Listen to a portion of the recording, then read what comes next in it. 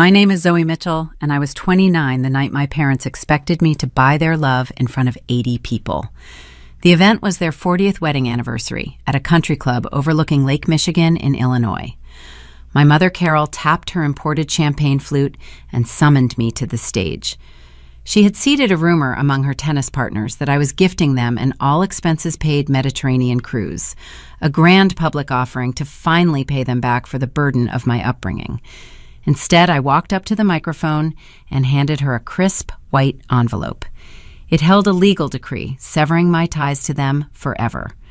When she opened it, my father, Richard, watched his financial safety net vanish, and his face turned to stone. To understand how a daughter decides to legally erase her own bloodline while standing next to a golden retriever wearing a custom-tailored tuxedo collar, you have to understand the math of my childhood. For 22 years, my birthdays passed in silence. No card, no call, no cake. But the dog got catered lakeside pavilions. What I did the morning of their anniversary and the secret legal trap I built while they were busy picking out floral arrangements is the part none of them ever saw coming. Welcome back to QT Told Stories, where ordinary people set hard boundaries and quietly come out ahead. How old were you when you realized your family only kept you around for what you could provide?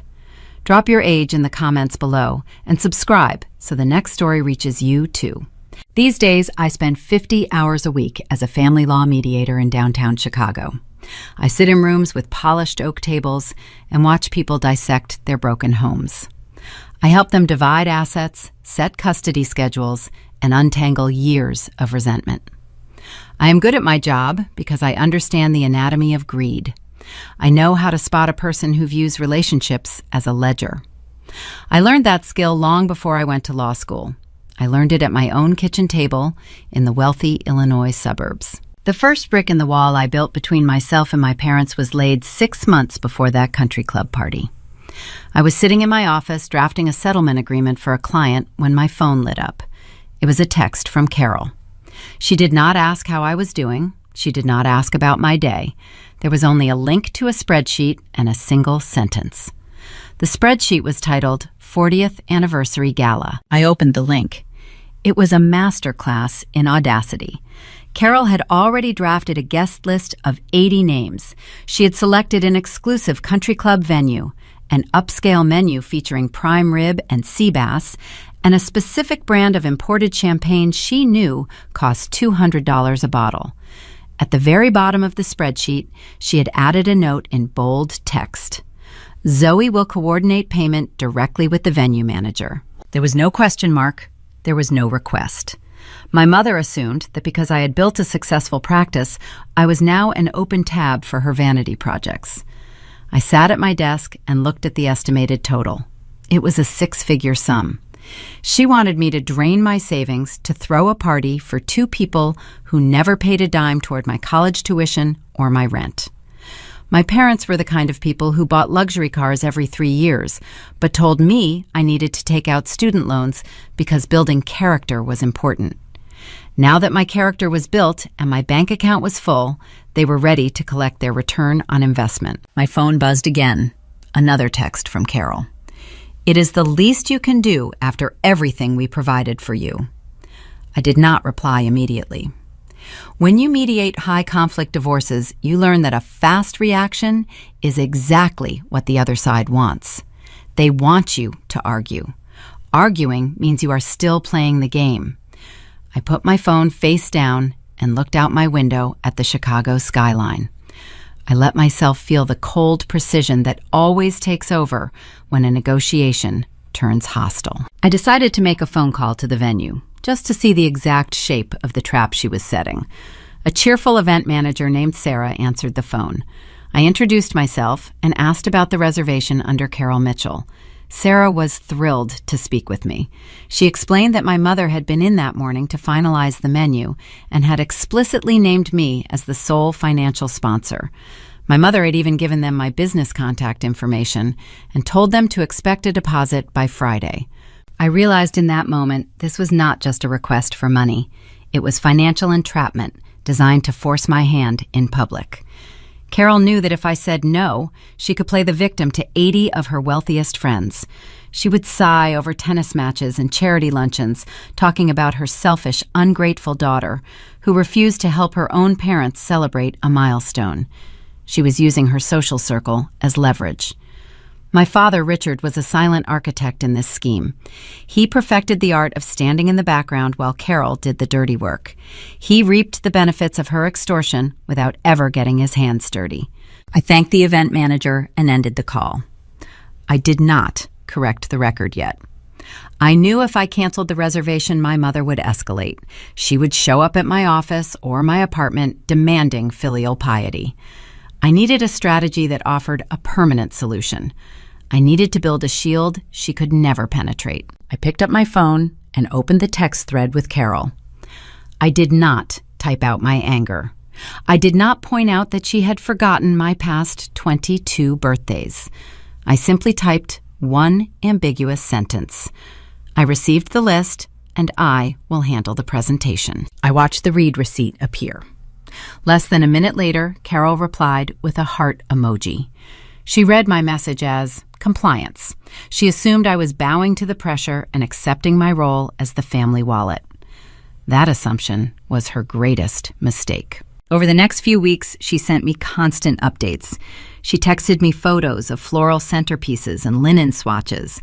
She forwarded me quotes for string quartets and professional photographers.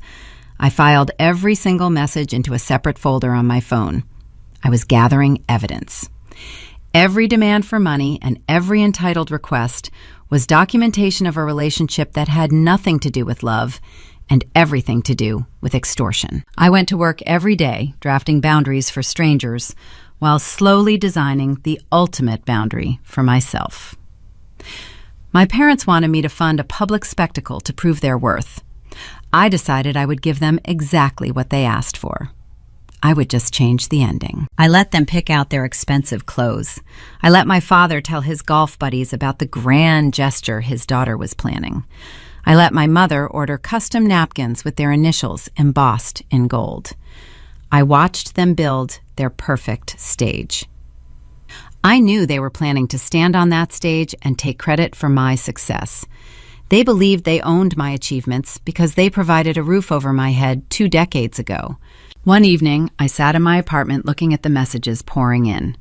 My mother sent a photo of Duke the dog. He was sitting on a velvet cushion. The caption said, "Duke is getting fitted for his tuxedo collar today."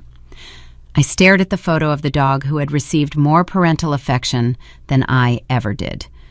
The ledger was closed. I set my phone down and started drafting the legal documents that would set me free.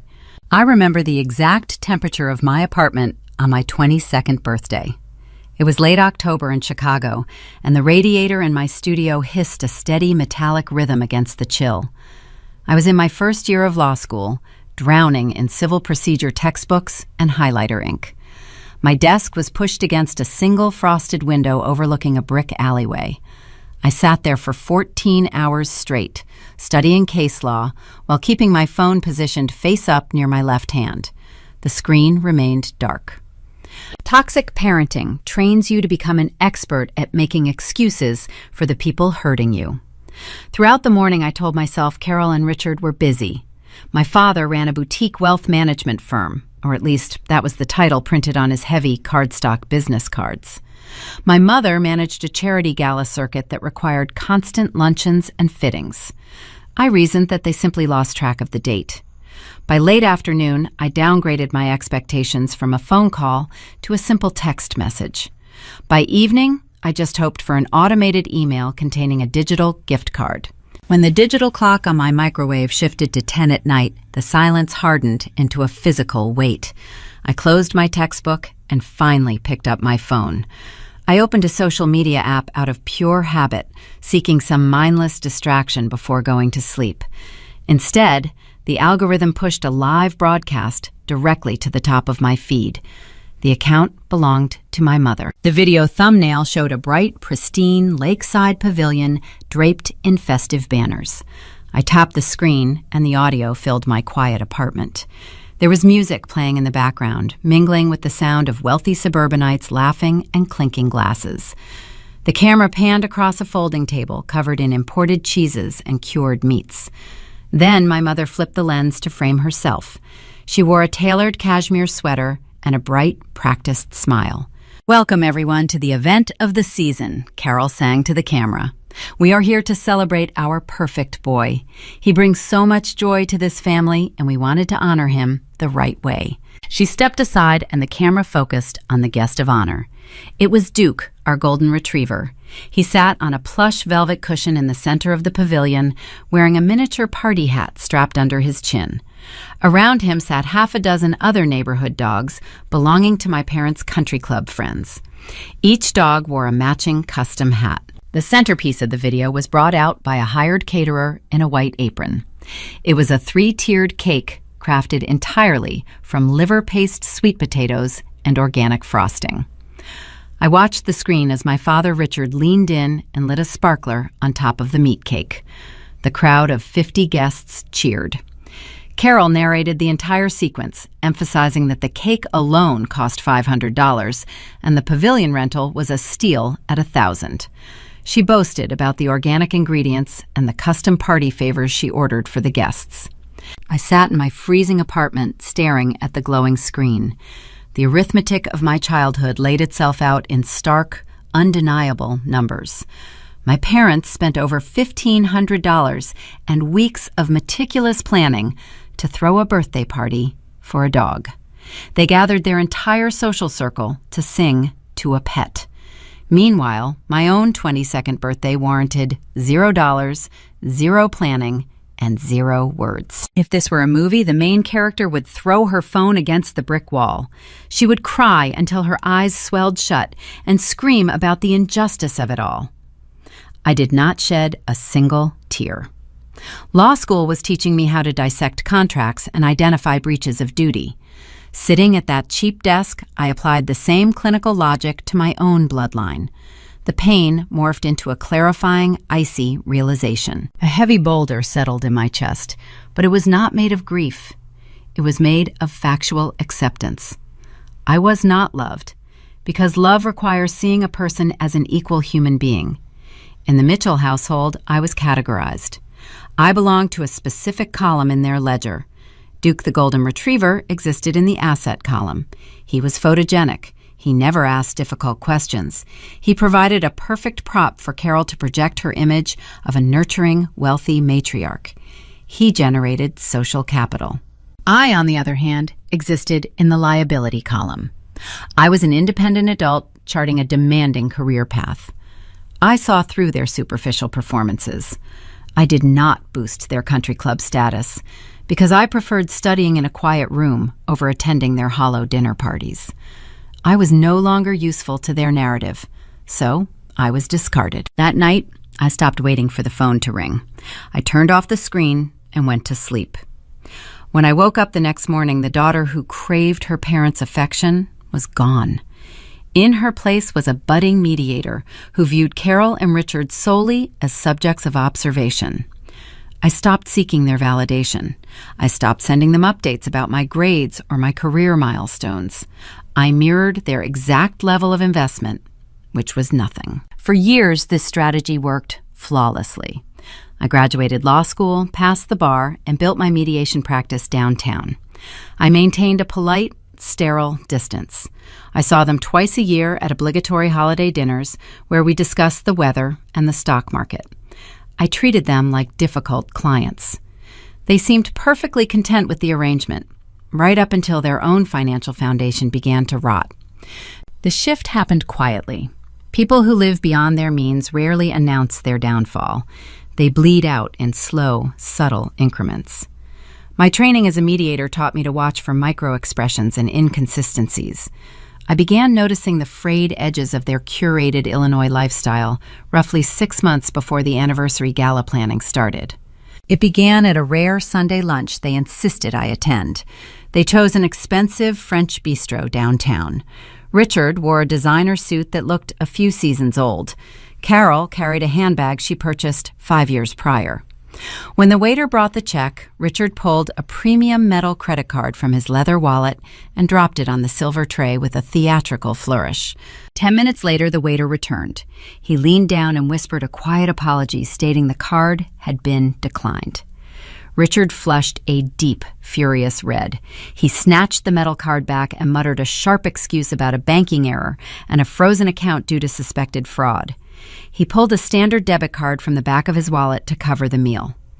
Carol stared intensely out the window, pretending not to notice the transaction. A declined card is a common occurrence for ordinary people. For Richard Mitchell, it was a structural collapse. He prided himself on limitless credit. That brief moment of panic in his eyes told me everything I needed to know. The wealth was an illusion. The luxury cars and the catered dog parties were funded by phantom money. I did not ask questions. I let him pay the bill, and I walked them to their car. But the gears in my mind were turning. If they were out of money, their sudden renewed interest in my life made terrifying sense. I was no longer a liability in their ledger. My thriving mediation practice, my pristine credit score, and my liquid savings had suddenly moved me into the asset column. The confirmation of this silent threat did not come from my parents. It came from the only person in our extended family who possessed a shred of genuine intuition. 2 days after that lunch at the French Bistro, my phone rang. The caller ID displayed the name of my sister-in-law, Nia. She is a sharp, perceptive woman married to my older brother, David. David was the golden child, the son who could do no wrong, the heir apparent to Richard's hollow empire. Nia tolerated the family dynamics with a polite smile, but she never drank the poison. Nia never called me during the workday, unless it was an emergency. I stepped out of a conference room and answered the call. Her voice was low and hushed, as if she were hiding in a closet. She bypassed the standard greetings and delivered a warning that changed the entire trajectory of my life. She told me to lock down my credit and refuse any requests for signatures. The facade was not just cracking, it was already in pieces, and they were actively searching for someone to hold the debris. I stood inside the glass-walled conference room of my downtown firm overlooking the Chicago River. The phone pressed against my ear felt heavy. Nia did not typically call during business hours. We shared a polite, functional relationship born from surviving the same toxic ecosystem. She was married to my older brother, David. David was the golden child, raised on a steady diet of unearned praise and financial insulation. He believed our father's wealth management firm was a pillar of the Illinois economy. Nia, on the other hand, was an architect. Her entire profession centered on identifying stress fractures and understanding load-bearing walls. She spent her days drafting structural blueprints. It took her less than 3 years of marriage to realize the Mitchell family foundation was sinking into mud. "Are you in a secure room?" Nia asked. Her voice lacked its usual polished cadence. It sounded tight and urgent. I reached out and twisted the plastic wand on the window blinds, snapping the gray slats shut. "I am alone," I replied. "Tell me what is happening." "Richard and Carol are out of money, Zoe." Nia let the sentence hang in the sterile air of my office. Not just cash poor, they are suffocating in toxic debt. I leaned my hip against the edge of the mahogany conference table. The memory of the declined credit card at the French Bistro flashed in my mind, the sudden redness creeping up my father's neck, the way my mother stared out the window, refusing to acknowledge the plastic rectangles swapped on the silver tray. I told Nia about the lunch incident. "That was just a tremor," Nia said. "The earthquake is already happening." Richard lost 3 of his biggest clients last quarter. His firm is a ghost ship. To keep up appearances at the country club, they have been pulling equity out of the Lake Forest house for years. They have a primary mortgage they can barely service and a secondary line of credit that is tapped to the limit. I process the information with the clinical detachment I usually reserved for high-stakes asset division. My parents projected an image of flawless prosperity. They leased new luxury sedans every 36 months. They hosted charity galas. They fed organic imported liver paste to a golden retriever. To learn that this entire aesthetic was funded by predatory lending did not make me feel sympathetic. It made me realize how dangerous they truly were. People obsessed with preserving their social status will cannibalize their own young to avoid public embarrassment. "Why are you calling me today?" I asked. "If they are going bankrupt, they will eventually have to downsize. It is a math problem." "Because they refuse to downsize," Nia whispered, "David is blind to it. He thinks his father is experiencing a temporary cash flow issue. But I saw the mail, Zoe. I check the home office when they invite us over for Sunday dinners. The country club dues are 6 months in arrears. They are dodging phone calls from collection agencies. And the reason I am calling you right now is because they have found a solution to their math problem." My stomach tightened. I watched a barge drift slowly down the green water of the Chicago River far below my window. "Who is the solution?" I asked, even though I already knew the answer. "You are," Nia said flatly. She explained that she had walked into the kitchen earlier that morning unannounced. Richard and Carol were sitting at the granite island, sharing a pot of coffee and reviewing a yellow legal pad. They did not hear her approach. Nia stood in the hallway and listened to them dissect my career. They had pulled public records regarding the average compensation structure for senior mediators in Cook County. They were discussing my credit score. They knew I drove a sensible used car and rented a modest apartment. Instead of viewing my financial discipline as an accomplishment, they viewed it as a surplus they were entitled to harvest. "They are grooming you," Nia warned. "They know you have pristine credit and liquid savings. This sudden interest they have taken in your life over the past few months is not guilt. It is a calculated assessment of your net worth. They are planning to use this upcoming 40th anniversary gala as a smokescreen.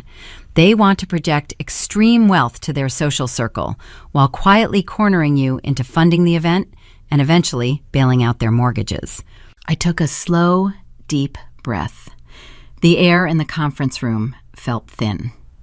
For 22 years, my primary emotional struggle revolved around being ignored.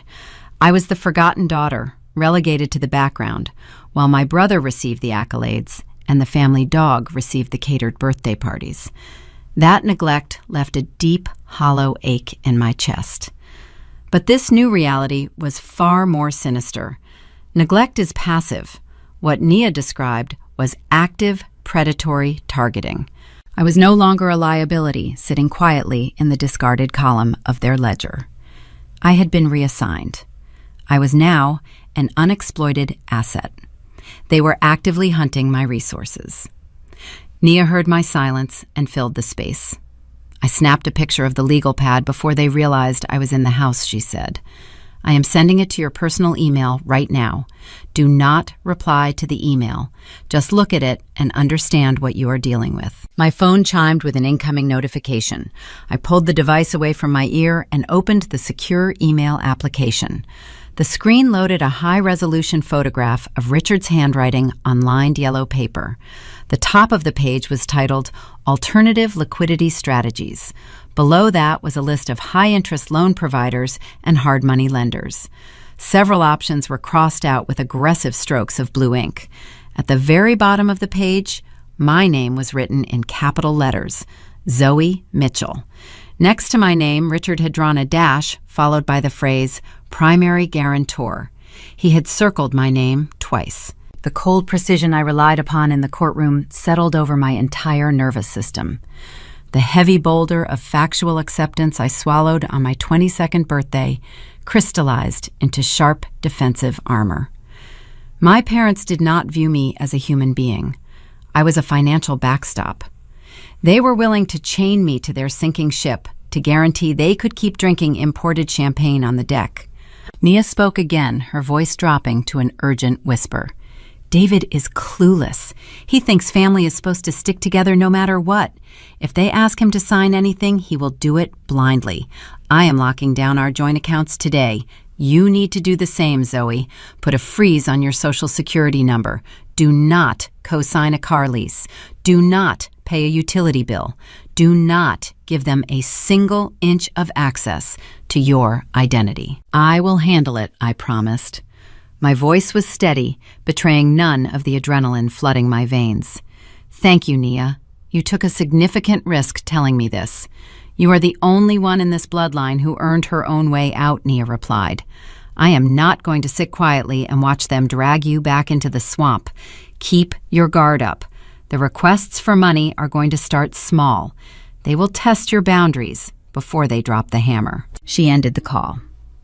I lowered the phone and stared at the dark screen.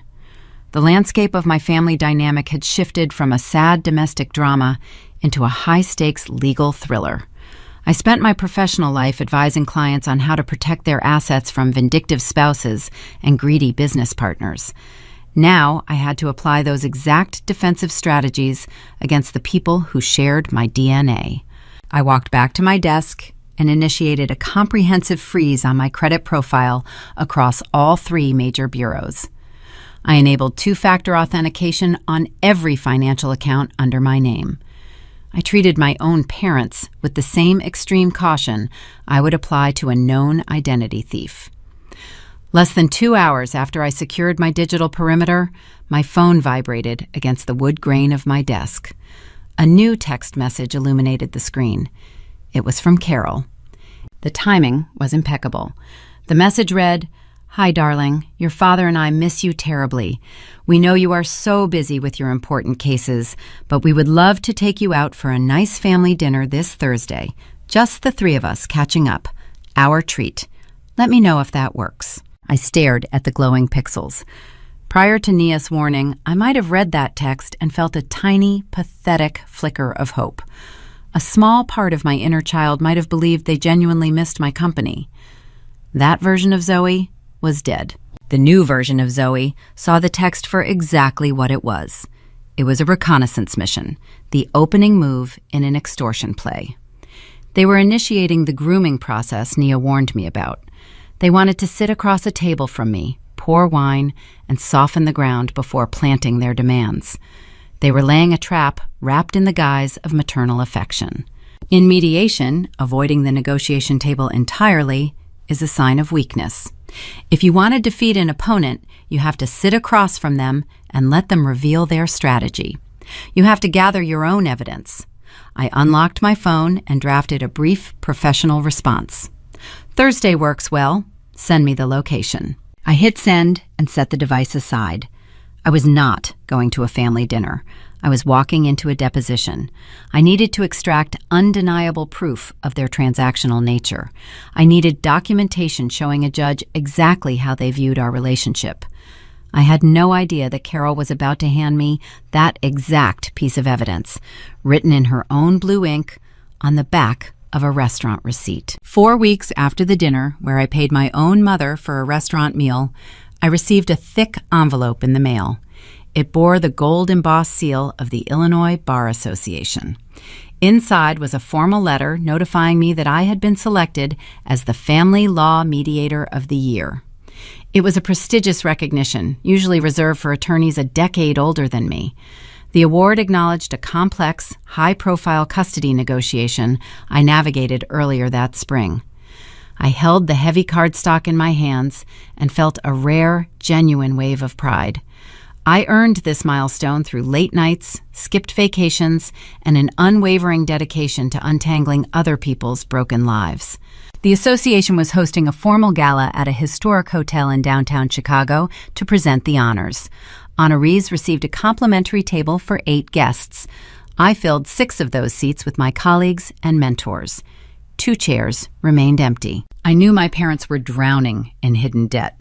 I possessed the countersigned receipt proving their transactional nature. Yet a small, stubborn fragment of my psychology decided to administer one final test. I wanted to give them a chance to simply show up. I mailed them a formal printed invitation to the ceremony. I did not ask for money. I did not ask them to plan anything. All they had to do was wear their expensive clothes, sit at my table, and watch me accept a glass plaque. 3 days later, Carol sent a text message confirming their attendance. She wrote that they were thrilled and would not miss it for the world. The night of the ceremony arrived with a biting November wind coming off the lake. The ballroom was draped in dark velvet and illuminated by crystal chandeliers. Waiters circulated with silver trays of champagne. I wore a simple, elegant black dress I purchased myself. I sat at the head of my assigned table, flanked by the people who actually supported my career. To my right sat Vivian Cole. Vivian was a formidable African-American senior mediator and a former family court judge. She served as my primary mentor since my first day at the firm. Vivian was a woman who commanded respect without ever raising her voice. She wore sharp, tailored suits and drank her coffee black. She possessed a terrifying intellect combined with a deep well of authentic empathy. When I turned 23, Vivian was the only person on earth who remembered my birthday.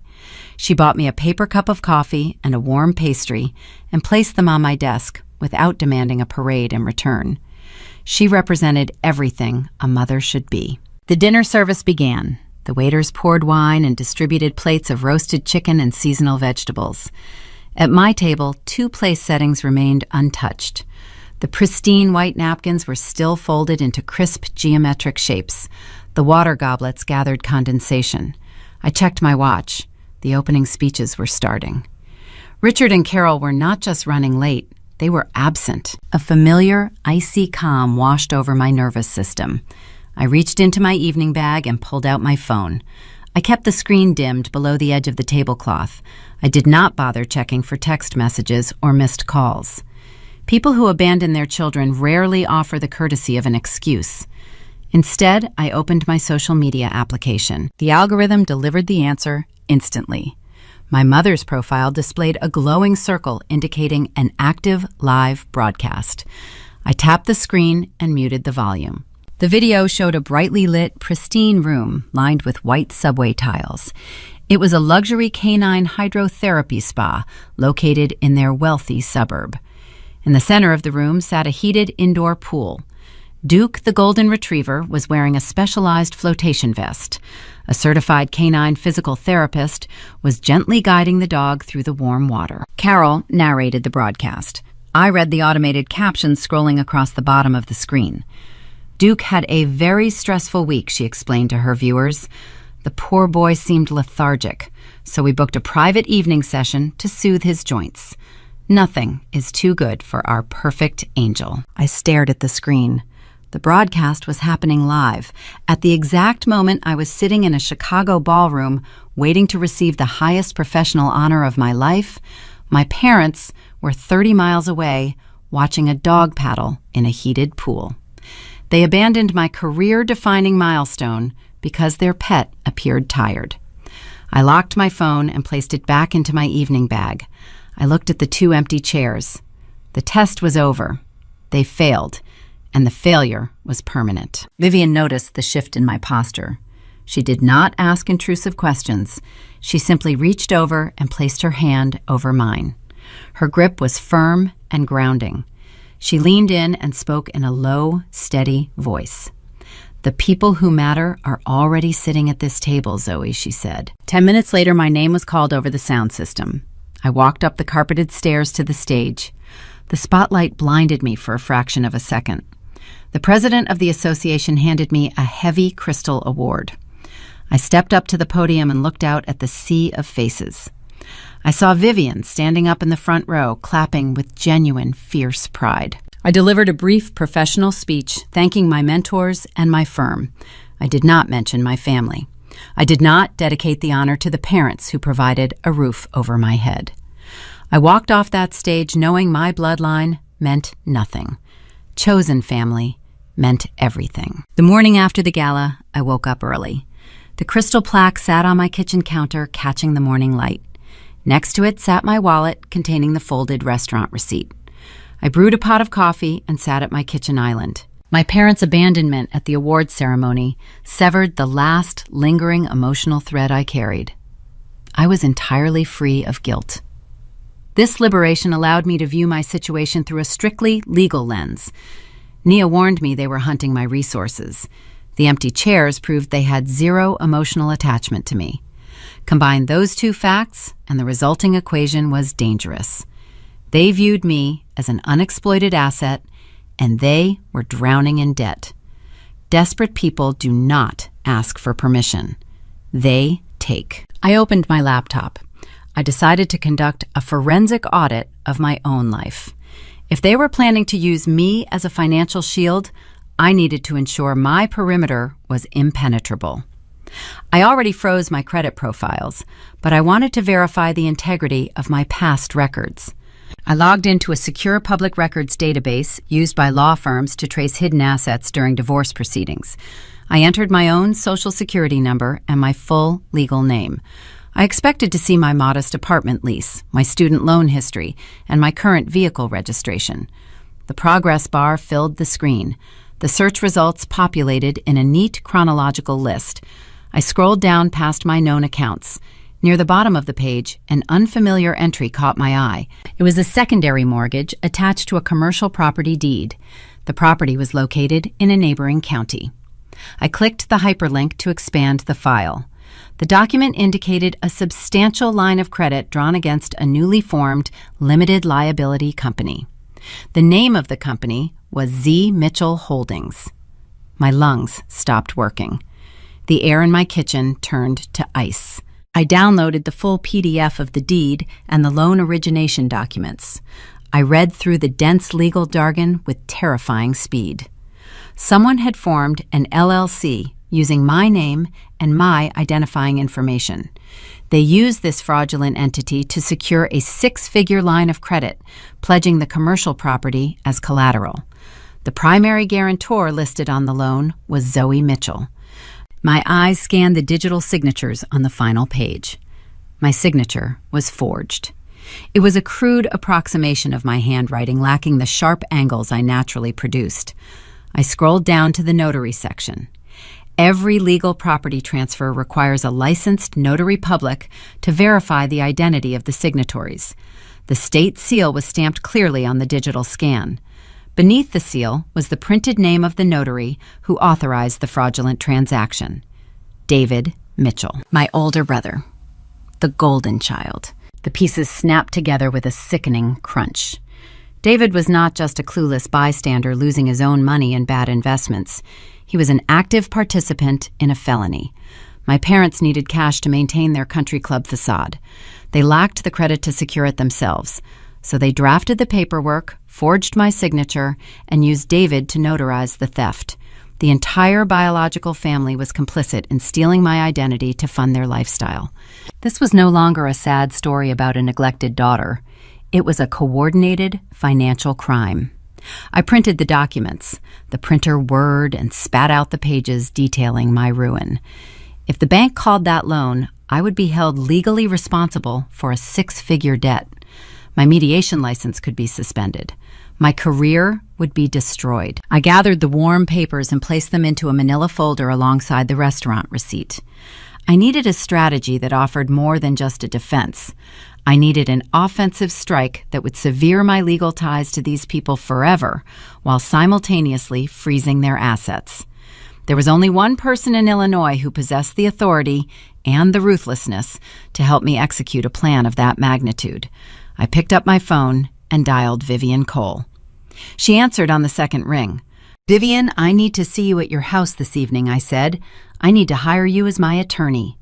The game was over. I was going to war. I parked my sensible sedan in Vivian Cole's driveway. Her home in Evanston stood in sharp contrast to the sprawling, sterile estates my parents favored.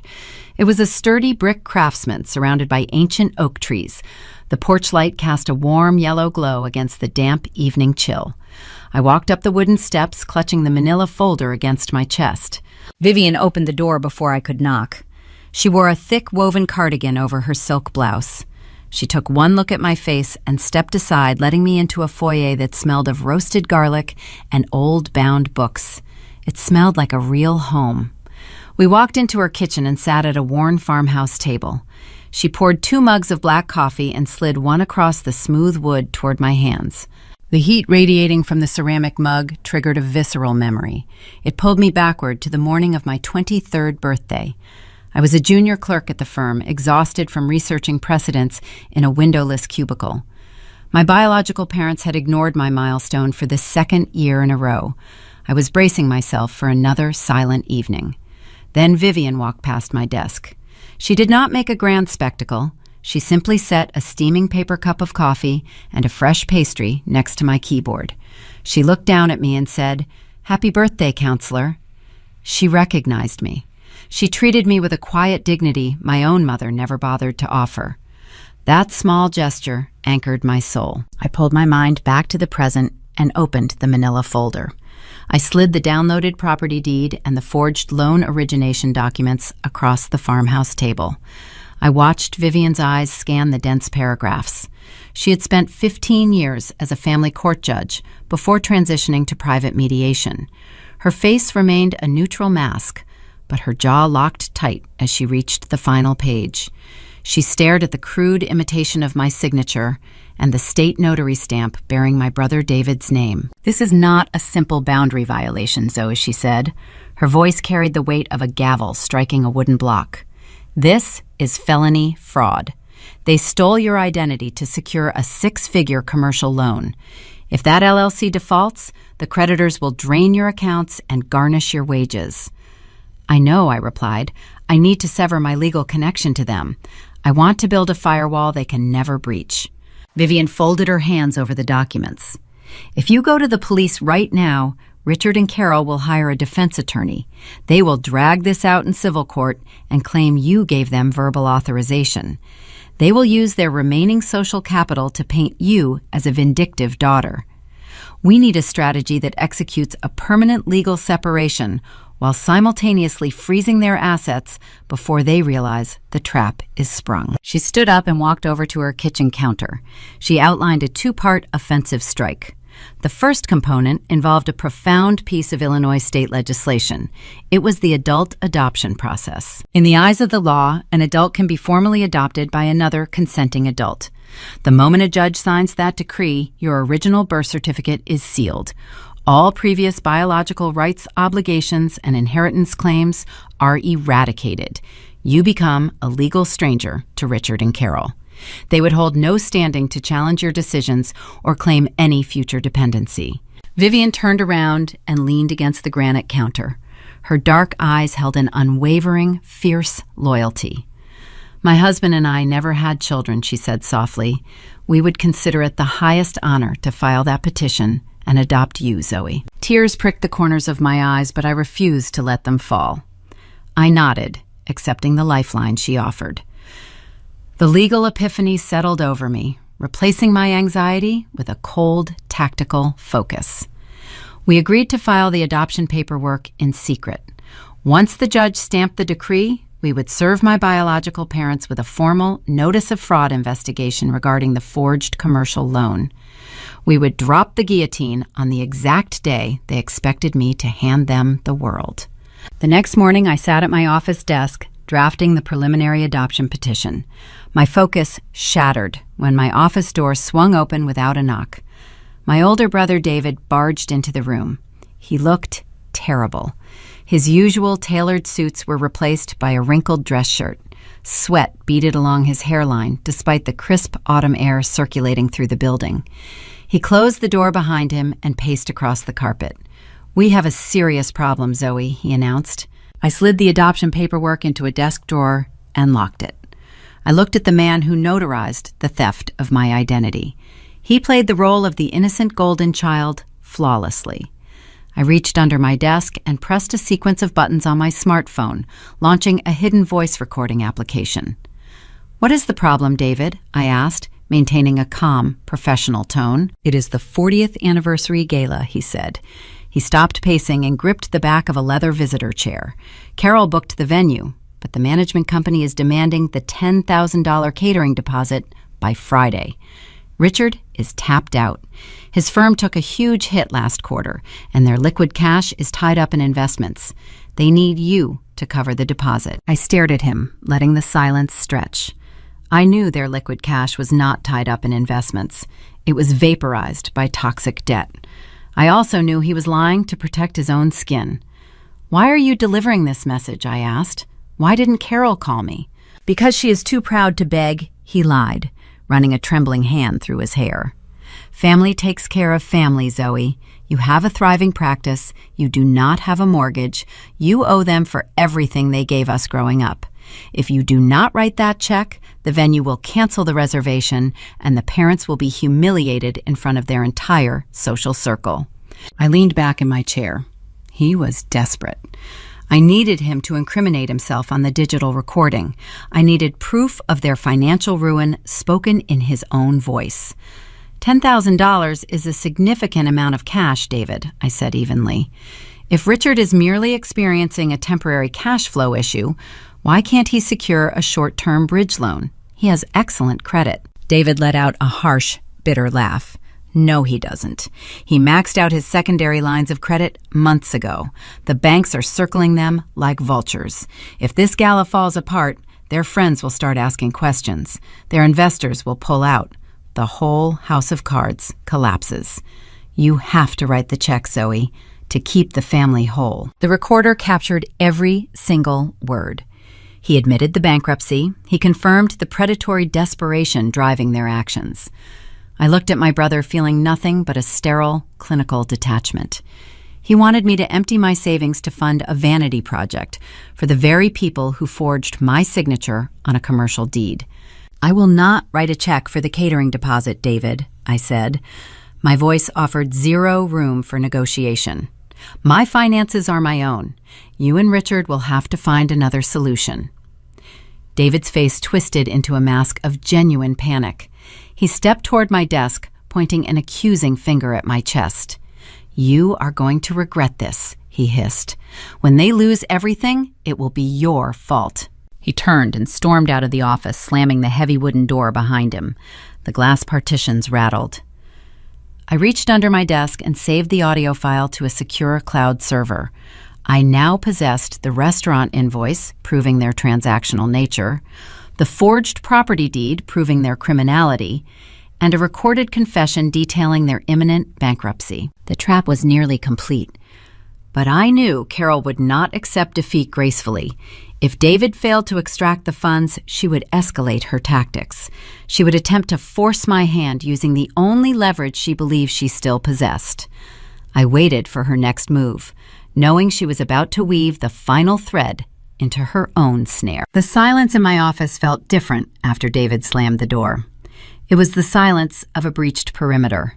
My brother had just stood on my carpet and demanded $10,000 to save our parents from public ruin. He claimed it was a temporary cash flow problem. My instincts as a mediator screamed that he was hiding a much darker truth. Desperation of that magnitude does not stem from a simple unpaid country club bill. It stems from a structural collapse. I locked my office door and drew the blinds. I sat back down at my desk and woke up my computer monitors. It was time to stop relying on secondhand warnings from my sister-in-law. It was time to run a full forensic audit on my own legal standing. I opened a secure public records database. This tool is typically reserved for high-conflict divorce cases where spouses attempt to conceal assets in offshore accounts or shell companies. I typed my own Social Security number into the search bar.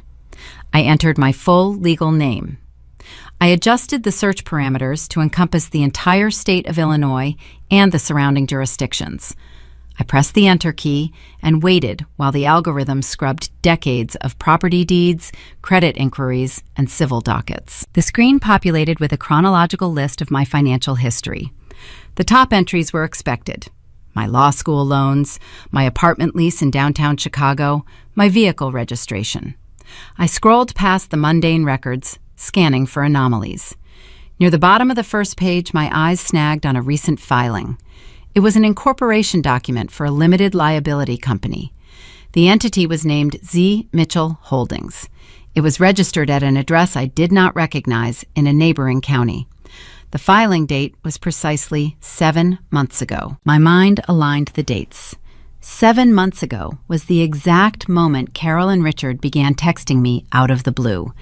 It was the exact time frame when they invited me to the expensive French bistro where my father's credit card was declined. Their sudden interest in my life was not the beginning of their grooming process. The grooming was merely a distraction. The crime had already been committed. They were trying to keep me close so they could monitor my mail and gauge my suspicion. I clicked the hyperlink to open the full dossier on the shell company. The entity was used as a vessel to purchase a commercial warehouse. Immediately after the purchase, the holding company leveraged the property to secure a substantial secondary line of credit. The principal amount was $450,000. I pulled up the loan origination agreement. I needed to see who signed the promissory note. The digital scan of the final page loaded onto my screen. There, on the signature line, was my name. I leaned closer to the monitor. The signature was an imitation. It mimicked the general loops of my handwriting, but it lacked the sharp, fluid pressure I apply to the letter Z. Someone had practiced my signature and executed it on a binding legal contract. They pledged my future earnings and my pristine credit score as collateral for nearly $500,000. If this loan went into default, the bank would not care about my mediation practice. They would garnish my wages and seize my savings. Every real estate transfer requires verification. A licensed notary public must witness the signature and apply their official state seal to authenticate the identity of the signer. I scrolled down to the bottom corner of the document. The circular emblem of the state of Illinois was stamped in blue ink. Beneath the seal was the printed name and registration number of the notary. The name read David Mitchell. My lungs felt tight. The air in my office turned stale. David did not just turn a blind eye to his parents' financial ruin. He was the architect of their fraudulent survival. He used his state-issued notary license to validate the theft of my identity. He stood in a room with Richard and Carol and watched them forge my name.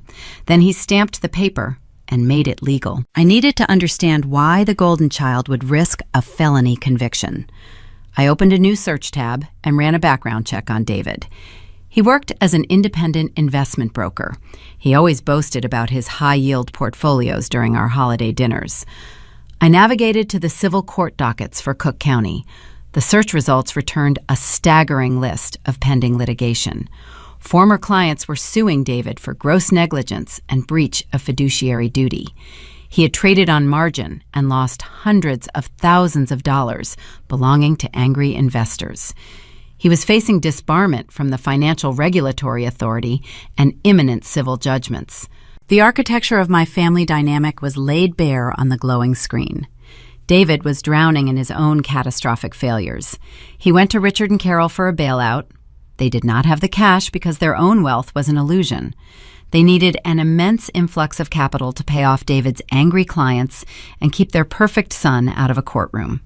They looked at their ledger. They saw me, the daughter they ignored for 22 years. They decided my life was an acceptable sacrifice to save his. They stole my identity to secure the commercial loan, funneled the cash to David to quiet his lawsuits, and left me holding the bomb. A normal person might collapse under the weight of that betrayal. I felt a profound, icy clarity. The transactional nature of my childhood was merely a warm-up for this exact moment. They did not just fail to love me, they actively plotted my ruin. This was no longer a matter of setting emotional boundaries. It was a matter of strict legal survival. If I confronted them without a flawless defensive perimeter, they would deny everything and destroy the evidence. I needed to move with flawless precision. I activated my office printer. I downloaded every single document: the incorporation papers for the holding company, the forged promissory note, the digital copy of David's notary stamp, the pending civil lawsuits filed against my brother. The machine hummed and pushed out page after page of undeniable proof. I gathered the warm sheets of paper and placed them inside a thick leather binder. This binder was no longer just a collection of grievances. It was the weapon I would use to dismantle their lives. I placed the binder into my briefcase. I knew exactly who I needed to see. Vivian Cole possessed the judicial experience and the tactical ruthlessness required to navigate a familial fraud of this magnitude. I needed her to help me orchestrate a permanent legal exit. But executing that exit required time. The county courts moved slowly, and I needed to keep my family distracted while the paperwork was processed. I needed them to believe they were still in control of the board. I packed my briefcase and unlocked my office door. As I walked toward the elevator, my phone vibrated in my coat pocket. I pulled it out and looked at the screen. It was an email notification from the event manager at the country club. The subject line read, "Urgent, signature required for anniversary gala contract." I opened the message. The event manager explained that Carol had submitted the final vendor agreements for the catering and the floral arrangements. My mother had instructed the venue to transfer all financial liability for the event directly into my name. She had provided them with my personal email address and my electronic billing information. The grooming was over. The extortion phase had officially begun. I stepped into the elevator and pressed the button for the lobby, preparing to outplay them at their own game. I navigated my car northbound along Lakeshore Drive, watching the gray waters of Lake Michigan churn against the concrete barriers. The heater hummed, combating the bitter Chicago wind, but the real chill resided in the leather binder resting on my passenger seat. I was driving toward Evanston, to the home of Vivian Cole. Vivian served as my primary mentor since my first day at the mediation firm. Before entering private practice, she spent 15 years presiding over a family court docket. She possessed a terrifying intellect, tempered by an authentic, unwavering empathy. I pulled into her driveway. Her residence stood in stark contrast to the sprawling, sterile monuments my parents occupied in Lake Forest. Vivian's home was a sturdy, brick craftsman surrounded by ancient oaks. The porch light cast a welcoming yellow glow. I walked up the wooden steps and knocked. Her husband Thomas opened the door. He was a retired architecture professor with kind eyes and a steady demeanor. He took one look at my rigid posture and stepped aside, ushering me into a foyer that smelled of roasted garlic and old-bound books. It smelled like a genuine sanctuary. He guided me into the kitchen, where Vivian sat reviewing case files at a worn farmhouse table. She looked up, her dark eyes registering the tension in my jaw. She closed her folders and gestured to the empty chair across from her. Thomas poured a mug of dark roast coffee and slid the ceramic cup across the smooth wood toward my hands. The sudden radiating heat pressing against my palms triggered a visceral memory. It pulled me backward through time, landing squarely on the morning of my 23rd birthday. I was a junior clerk at the firm, exhausted from researching precedents in a windowless cubicle. My biological parents had ignored my milestone for the second year in a row. I sat at my desk, bracing myself for another silent evening, pretending the calendar date held no significance. Then Vivian walked past my cubicle. She did not make a grand spectacle. She did not demand an audience. She simply set a steaming paper cup of coffee and a fresh vanilla bean pastry next to my keyboard. She looked down at me and said, "Happy birthday, counselor." She recognized me. She treated me with a quiet dignity my own mother never bothered to offer. That small gesture anchored my soul. It taught me that care did not require a ledger or a calculated return on investment. I pulled my mind back to the present and unclasped the leather binder. I slid the downloaded property deed, the incorporation papers for the shell company, and the forged loan origination documents across the farmhouse table. I watched Vivian's eyes scan the dense paragraphs. Her face remained a neutral mask, but her posture shifted. She transitioned instantly from a comforting mentor into a presiding judge. She stared at the crude imitation of my signature and the state notary stamp bearing my brother David's name. Thomas stood behind her chair reading over her shoulder. The silence in the kitchen grew heavy. "This is not a simple boundary violation," Zoe Vivian said.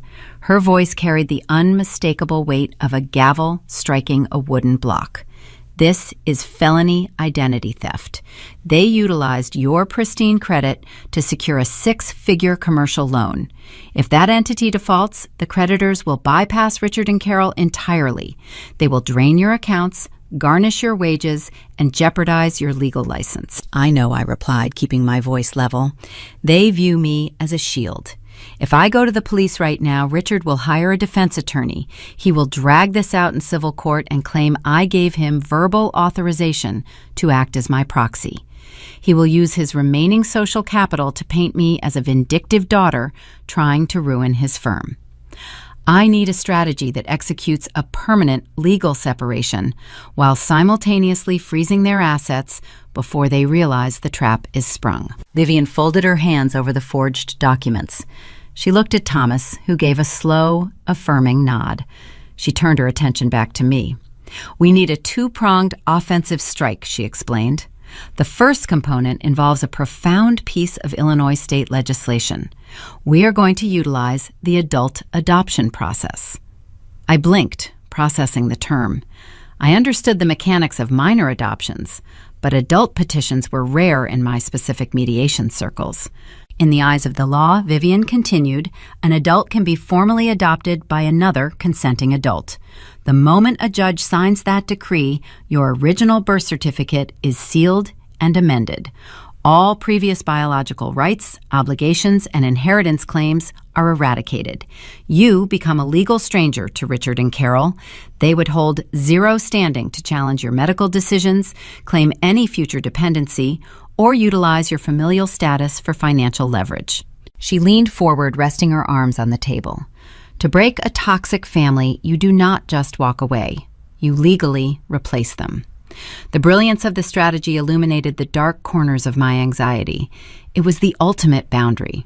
A restraining order merely tells someone to stay away. An adoption decree tells the world they never existed. But who would petition the court, I asked. The statute requires the adopting parties to file the paperwork and stand before the judge. Thomas placed his hand gently on Vivian's shoulder. Vivian looked at me with an unwavering, fierce loyalty. My husband and I never had children, she said softly. We have watched you build a brilliant career out of sheer grit. We have watched you carry the weight of people who do not deserve you. We would consider it the highest honor to file that petition and adopt you, Zoe. A sudden, sharp pressure built behind my eyes, but I refused to let the tears fall. For 29 years, I audited my own behavior, trying to earn a seat at a table that was never meant for me. Now, sitting in a warm kitchen in Evanston, I was being offered a seat without an invoice attached. I nodded, swallowing the lump in my throat. I accepted the lifeline they offered. The legal epiphany settled over my nervous system, replacing my residual grief with a cold, tactical focus. We outlined the timeline. We agreed to file the adoption paperwork in secret, coordinating with a trusted judge Vivian knew from her tenure on the bench. Once the judge stamps the decree, we initiate prong 2, Vivian said, tapping the forged promissory note. We serve your biological parents and your brother with a formal notice of fraud investigation. We freeze the holding company assets and alert the lending institution to the forgery. But timing is critical. We must drop the guillotine on the exact day they feel untouchable. The 40th anniversary gala, I said. The words tasted like steel. They are planning to use that party to project extreme wealth. They are trying to secure new investors to bail out their sinking firm. If we serve them at the country club, we destroy their social facade and their financial escape route in the same breath. It is poetic justice, Thomas noted, collecting the coffee mugs. But you have to maintain your cover until the trap snaps shut. You have to play the role of the compliant daughter. My phone vibrated inside my coat pocket, serving as a harsh reminder of the ticking clock. I pulled it out and opened the email from the country club event manager. I showed the screen to Vivian. Carol just instructed the venue to transfer all financial liability for the anniversary party directly into my name, I explained. She gave them my personal email and my electronic billing information. The venue is demanding a digital signature to lock in the $10,000 catering deposit by Friday. Vivian read the email, her expression tightening. She is attempting to establish a paper trail of financial responsibility. If you sign that contract, you validate her claim that you are funding their lifestyle. It weakens our fraud case. I cannot sign it, I agreed. But if I cancel the reservation, Carol will know I am onto her. She will panic, and David will realize the money is not coming to cover his lawsuits. They might attempt to liquidate the commercial property or flee the jurisdiction before we can file the fraud notice. You have to outmaneuver them, Vivian said. You need to untangle your name from that venue contract without alerting Carol that the reservation is in jeopardy. You have to feed their delusion. I looked down at the glowing screen. David had barged into my office hours ago, demanding this same deposit money. The pressure was escalating rapidly. I needed to execute a flawless diversion. I needed to deal with the venue manager, and I needed to handle my golden child brother, who was growing more unstable by the hour. I packed the forged documents back into my leather binder, preparing to step back into the line of fire. Friday morning arrived with a pale gray sky pressing down against the Chicago skyscrapers. The deadline for the country club catering deposit was set for 5 o'clock that evening. If the $10,000 did not clear the venue account, the reservation would be terminated and my parents' social facade would shatter. I drove to my office, anticipating a reaction, but I expected the pressure to come from my mother. I underestimated the sheer desperation of the son who was supposed to carry the family legacy. David Mitchell never learned how to fall because Richard and Carol never allowed him to hit the ground. When we were teenagers, my brother wrecked his brand new sports car driving under the influence. My father made 3 phone calls, hired an expensive defense attorney, and buried the incident beneath a sealed juvenile record. When David failed out of his first university due to chronic truancy, my mother wrote a substantial check to a different college endowment fund, securing his immediate transfer. He was conditioned to believe that rules were flexible suggestions, and consequences were reserved for the lower tax brackets.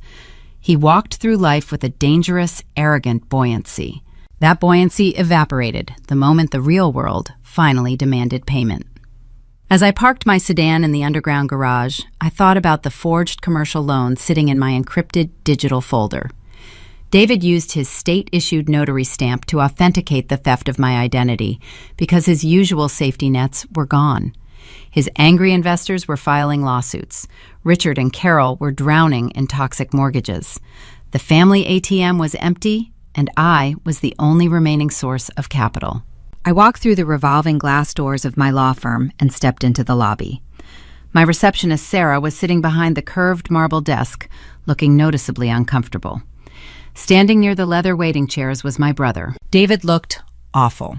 His appearance was usually curated with agonizing precision, but today his tailored suit jacket was wrinkled. His tie hung loose around his unbuttoned collar. He needed a shave, and his hands were shoved deep into his trouser pockets. He was shifting his weight from side to side, pacing a tight circle into the expensive carpet. He spotted me and closed the distance before I could even greet my receptionist. "We need to talk right now, Zoe," he said. His voice was a tight, strained whisper. I did not flinch.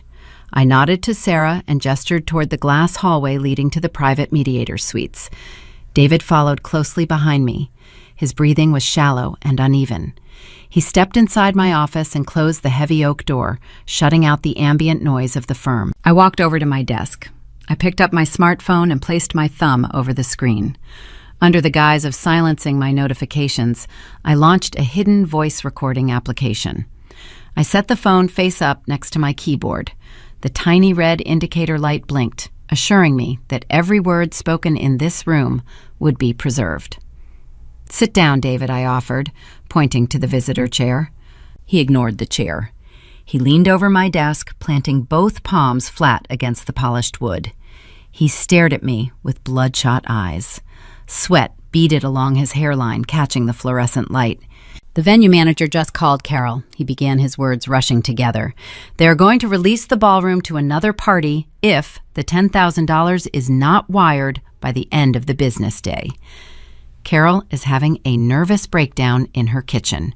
You have to pay the deposit, Zoe. You have to send the wire right now." I sat back in my leather chair. I looked at the man who helped forge my name on a 6-figure commercial deed.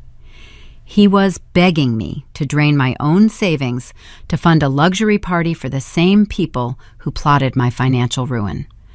The sheer audacity of his request was staggering, but my professional training kept my expression entirely neutral. "I do not have to do anything, David," I replied. My voice was level and slow. I did not sign a contract with the country club. I did not invite 80 people to eat prime rib and drink imported champagne.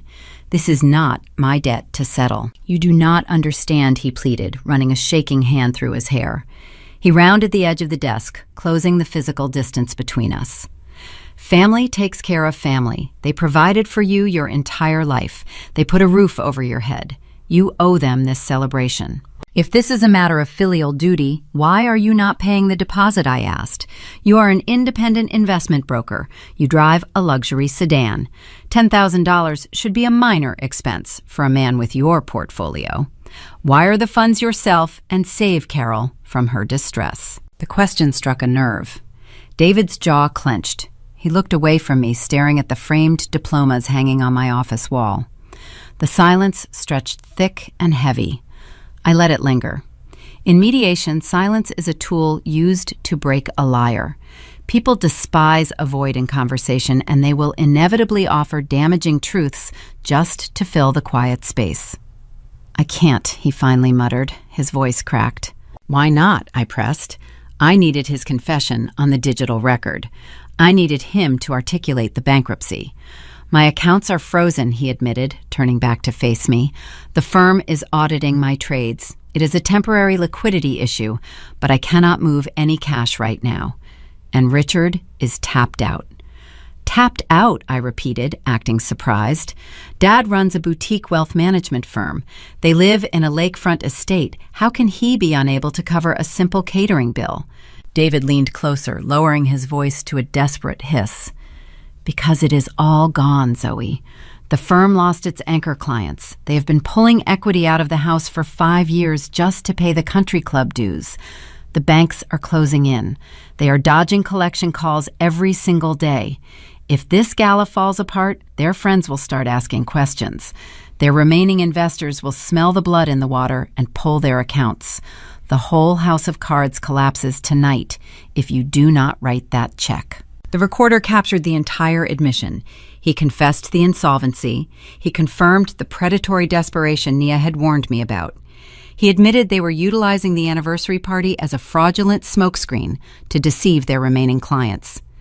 "We need your cash to keep the family whole, Zoe," he begged, his eyes wide with panic.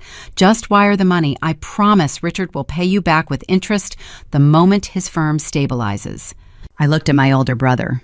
He was a coward wrapped in an expensive suit. He knew Richard would never pay me back, because Richard was planning to let the commercial property default under my stolen identity.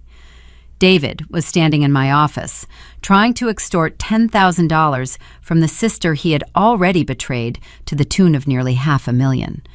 I placed my hands flat on my desk. I locked my eyes onto his. "I will not give you a dime," I stated. David's face dropped. The panic morphed instantly into a dark, ugly rage. His true nature, the spoiled golden child denied his prize, surfaced. "You selfish little brat," he sneered, pointing a trembling finger at my face. "You sit in your downtown office acting superior while your own parents face ruin. You are going to regret this.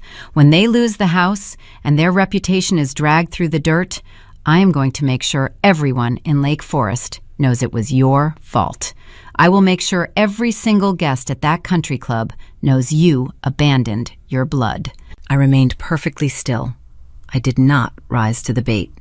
The threat to my social standing was laughable. I did not care about the opinions of people who threw catered parties for golden retrievers. "You should leave my office, David," I said, pointing toward the door, "before I call building security to escort you out." He stared at me, breathing heavily. He realized the manipulation tactics that worked flawlessly on Richard and Carol held zero power over me. He turned on his heel and stormed out of the room. He slammed the heavy oak door so hard the glass partitions in the hallway shuddered. I waited until his footsteps faded down the corridor. I reached over and tapped the screen of my smartphone, ending the recording. I uploaded the audio file directly to my secure, encrypted cloud server. I opened the digital folder and reviewed my growing arsenal. I possessed the handwritten restaurant invoice demanding payment for a family dinner.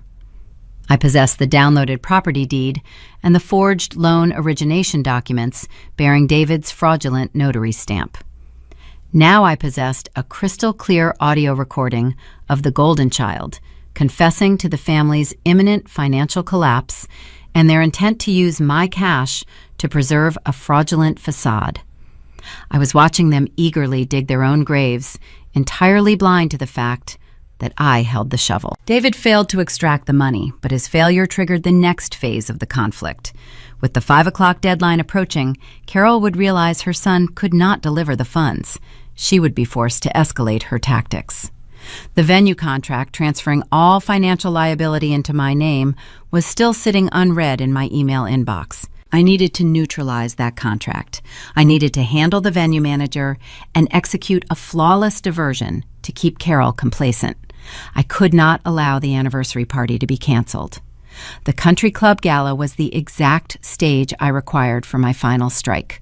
I needed to ensure 80 wealthy guests were seated in that ballroom waiting for a toast so I could serve the legal documents that would end my parents' reign forever. I pulled my keyboard closer and prepared to draft an email that would seal their fate. I stared at the glowing computer monitor in my office, analyzing the email from the country club event manager. The subject line demanded an urgent signature. I clicked the attached document and watched a 10-page electronic contract materialize on my screen. It detailed the final arrangements for my parents' 40th anniversary gala. Carol did not just finalize the catering menu. She upgraded every single aspect of the event, without my knowledge or consent.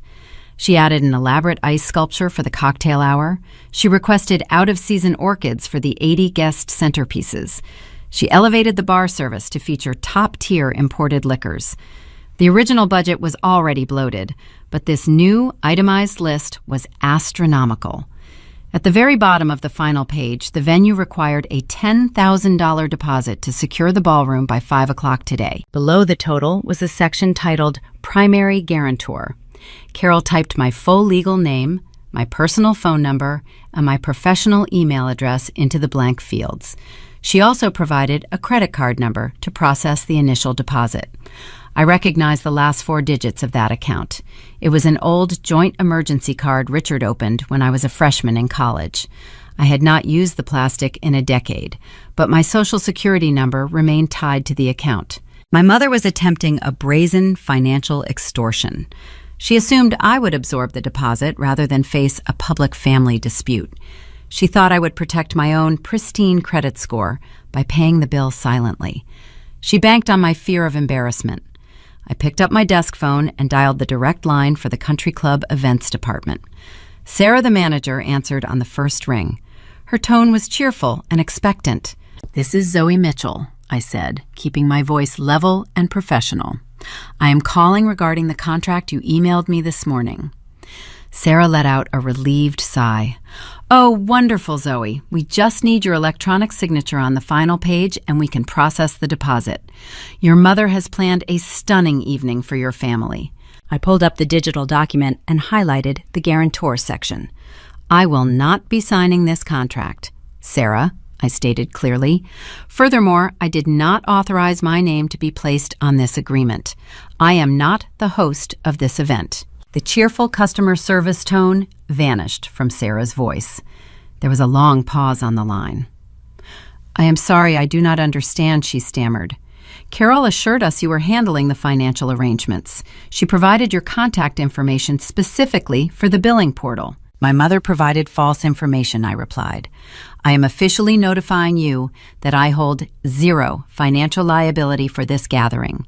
You must remove my name, my email address, and my phone number from your records immediately." "But the deposit," Sarah urged her, panic rising. "The $10,000 is due by 5 o'clock. We have to order the orchids and secure the staff. If we do not process the charge today, we have to release the ballroom to another party. Then you need to process the charge using the card Carol provided," I instructed, the card bearing her name. "If the charge declines, you must contact her directly to resolve the balance. If you attempt to process any funds under my authorization, I will file a formal fraud complaint with the Illinois Attorney General." I spoke the words with cold precision. Sarah was a venue coordinator, not a legal scholar. The mere mention of state fraud statutes terrified her. She quickly agreed to strike my identifying information from the digital ledger. She promised to run the deposit exclusively under Carol's name and handle any ensuing declines directly with my parents. I ended the call and placed the phone back on its cradle. I neutralized the immediate threat, but I knew the blast wave was coming. By pushing the financial liability back onto Carol, I essentially lit a fuse. The moment Sarah processed that deposit on my mother's maxed-out credit card, the bank would reject the transaction. Carol would receive an alert. She would realize her extortion play failed, and she would realize her perfect party was hours away from cancellation. She would inevitably storm into my apartment demanding answers.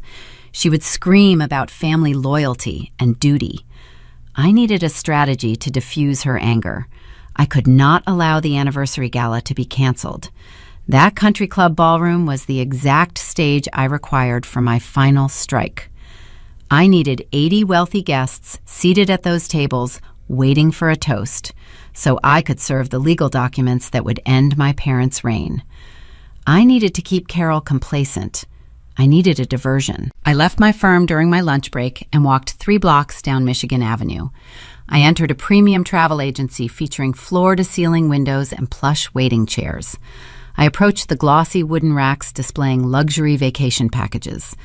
I selected half a dozen thick brochures detailing premium Mediterranean cruises.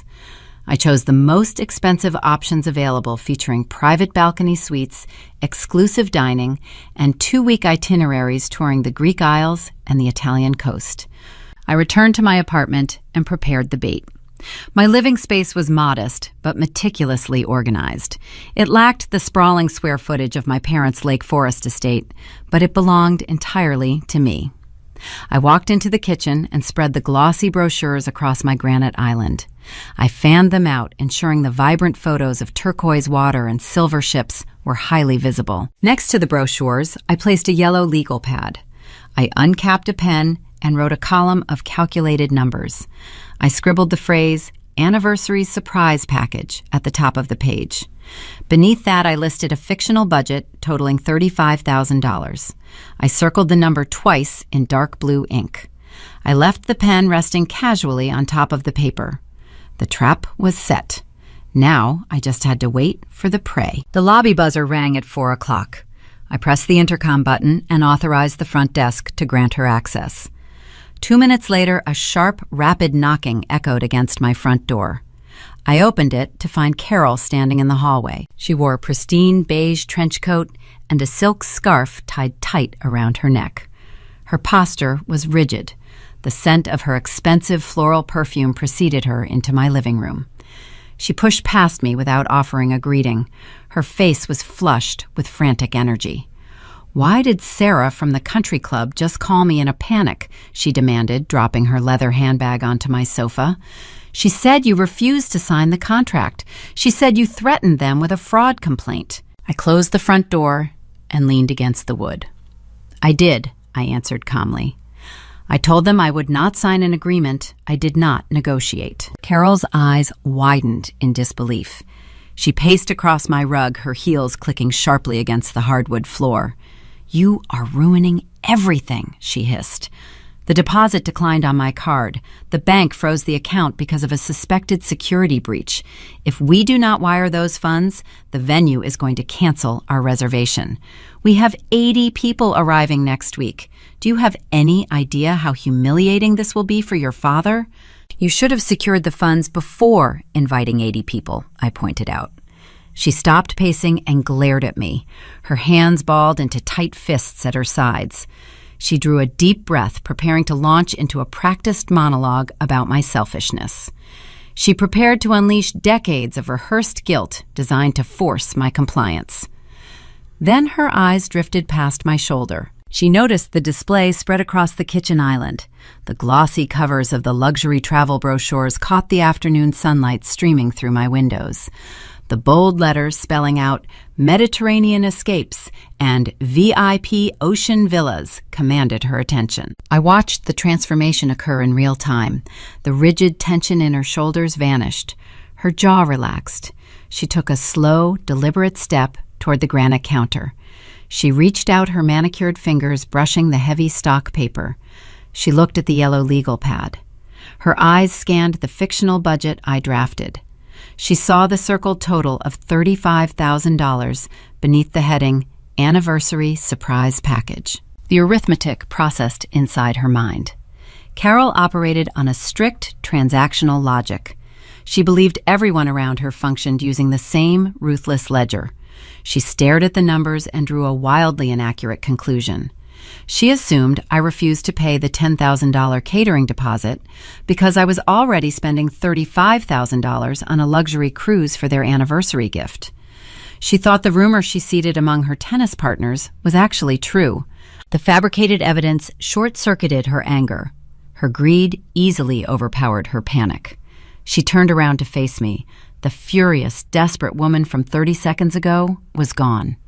In her place stood a sweet, understanding mother, brimming with manufactured affection. Her smile returned, stretching wide across her face. "Zoe, darling," she cooed, her voice dripping with artificial warmth. "I am so sorry. I should not have barged in here and raised my voice." "You were very upset," I noted, keeping my expression blank. "I was just stressed about the party details," she explained, waving her hand dismissively. "I know you have a lot on your plate right now. I know you are managing some very large financial commitments." She cast a brief, knowing glance back toward the brochures on the island.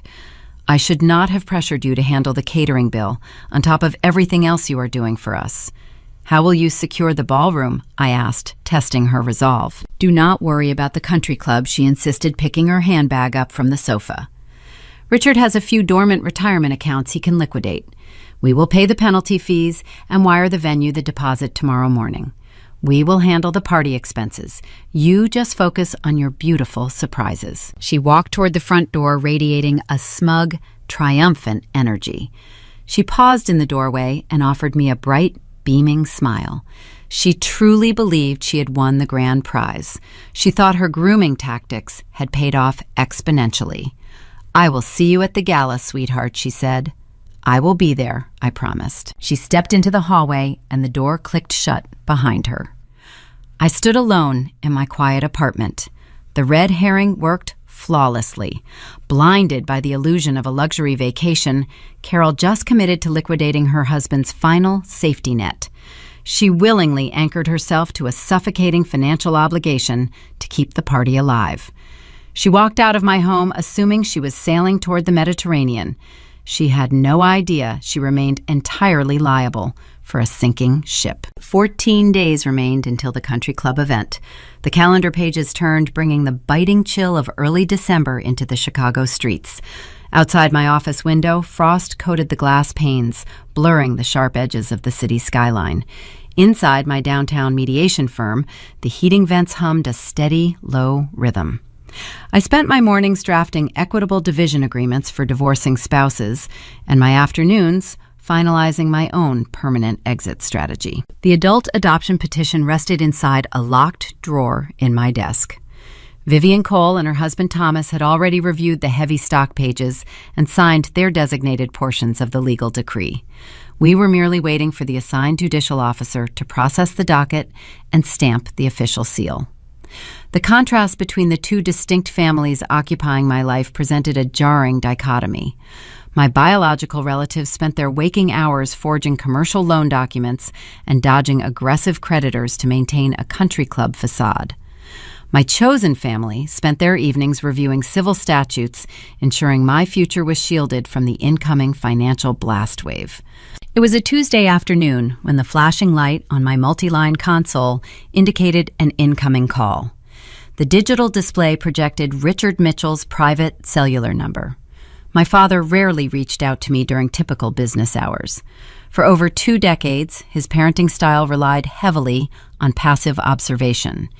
He preferred to let Carol handle the messy, emotional labor of child-rearing, while he maintained the pristine, polished image of a detached, successful patriarch. Whenever Richard deemed it necessary to intervene directly, the situation usually required a blunt instrument.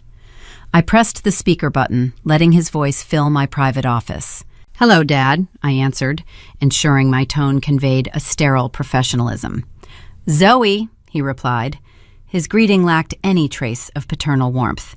It was brisk and clipped, resembling the sharp cadence he utilized when dressing down his junior investment brokers. "Do you have a window to discuss the upcoming schedule?" "I am reviewing a client file, but I can spare a few minutes," I said, leaning back in my dark leather chair. Richard cleared his throat, a sound signaling the transition from casual inquiry to a formal directive. I want to address your role at the anniversary party next week. Your mother has worked tirelessly to ensure this gathering properly reflects our legacy. She liquidated a few mature assets to secure the ballroom deposit. It was a significant sacrifice, but we firmly believe celebrating 4 decades of marriage warrants a certain level of dignity. I listened to the calculated lie unspool. He did not liquidate mature assets. He cashed out a penalized dormant retirement account to cover a catering bill because my Mediterranean cruise decoy blinded his wife with greed. I did not correct his false narrative. I let him continue painting his masterpiece of delusion. We know you have prepared a jester for the evening, he continued his pitch, dropping into a register meant to convey solemn, unyielding authority. Carol mentioned you were researching elaborate travel arrangements. We appreciate your sudden willingness to participate in the obligations of this family.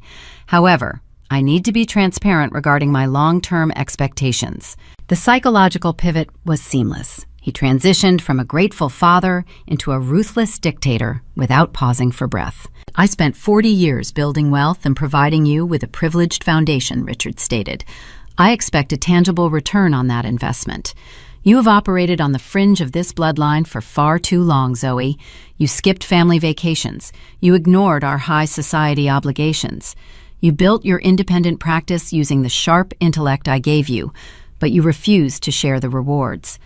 This gala is your final opportunity to rectify your selfish behavior. Before I answered his accusation, my mind drifted to the countless times I witnessed Richard deploy this exact tactic against my older brother. When David wrecked his sports car as a teenager, Richard did not ground him. He merely threatened to withhold the trust fund until David memorized a scripted apology. When David failed his university courses, Richard threatened to cut off his monthly allowance. Currency was the only language my father spoke fluently. He used inheritance as a spiked collar, yanking the chain whenever his children strayed from his designated path. The profound tragedy of David's existence was that he believed the money was real, so the collar choked him. David spent his entire adult life desperately trying to please a man whose vault was empty, resulting in his own catastrophic investment failures and pending lawsuits. I, however, never wore the leash. I paid for my own law school tuition by working late shifts. I signed my own apartment lease. I funded my own existence. Richard paused, letting the heavy silence do his heavy lifting. In a corporate boardroom, that silence usually forced his opponents into a nervous capitulation. I simply stared at the speakerphone. If you do not present us with something unforgettable on that stage, he warned, the temperature of his words dropping to freezing. If your public contribution is anything less than substantial, I will make a permanent adjustment to my estate planning. The threat hung in the sterile air of my office. He was wielding the ultimate parental weapon, disinheritance. I will contact my attorneys the following morning, Richard finalized. I will strike your name from the trust. You will receive 0% of the liquid capital, the properties, or the investment portfolios. Everything will pass directly to David. You will be cut out of the legacy forever. Do we have a clear understanding? A profound quiet settled over my nervous system. The dramatic irony was a rich, potent vintage, and I drank it down. My father believed he was holding a loaded gun to my head. Thanks to my sister-in-law Nia and my own forensic audits, I knew the weapon contained 0 ammunition. The Mitchell estate he so proudly weaponized was an illusion built on predatory lending. The trust contained nothing but toxic debt, underwater mortgages, and pending civil judgments targeting his golden child son. Richard thought he was threatening to deprive me of a vast fortune. In reality, he was threatening to spare me from financial ruin. Being written out of a bankrupt will was a pure blessing. Being disowned by a man who forged my signature to steal $500,000 was exactly the legal outcome I desired. I did not laugh. I did not point out the sheer absurdity of a broke man threatening to withhold his non-existent millions. If I challenged his bluff, he might suspect I knew the truth about the shell company and the commercial loan. I needed him to walk into the country club feeling invincible. I leaned closer to the microphone. I utilized my best compliant mediator voice, projecting a flawless blend of contrition and submissive loyalty. "I understand, Dad," I said softly. "You do not need to call your attorneys." "Are you certain, Zoe?" he pressed, requiring verbal confirmation of his dominance. "I am positive," I promised. "I am going to present you with something unforgettable in front of everyone. It will be the defining moment of the evening." A long exhale crackled through the speaker. Richard sighed, satisfied his intimidation tactics yielded the desired result. "Excellent," he murmured. "That is all I needed to hear. We will see you next Friday." He ended the call. The dial tone buzzed until I tapped the disconnect button. He hung up the phone, believing he had secured his retirement cruise and forced his rebellious daughter into total submission. He walked away completely unaware that he had just authorized his own public execution. The phone call proved my parents were growing dangerously confident. They believed their manipulative framework remained intact. They successfully transferred the country club catering deposit to their own declining credit line, assuming my mythical $35,000 cruise package justified the temporary hardship. Richard deployed his ultimate threat and believed I surrendered. But confidence breeds catastrophic overreach. People who think they are winning tend to demand far more than they actually need. My father handled the psychological intimidation. My mother, however, preferred to test boundaries in the physical world. She needed to assert her dominance over my space to ensure my compliance was absolute. With the gala drawing closer, Carol decided the cruise tickets were not enough. She needed a tangible sacrifice to prove she owned me. She set her sights on my sanctuary. The following morning, a new demand arrived, establishing the dress rehearsal for the main event and setting the stage for a confrontation that would test every ounce of my professional restraint. The final week before the anniversary arrived with a bitter frost settling over Chicago.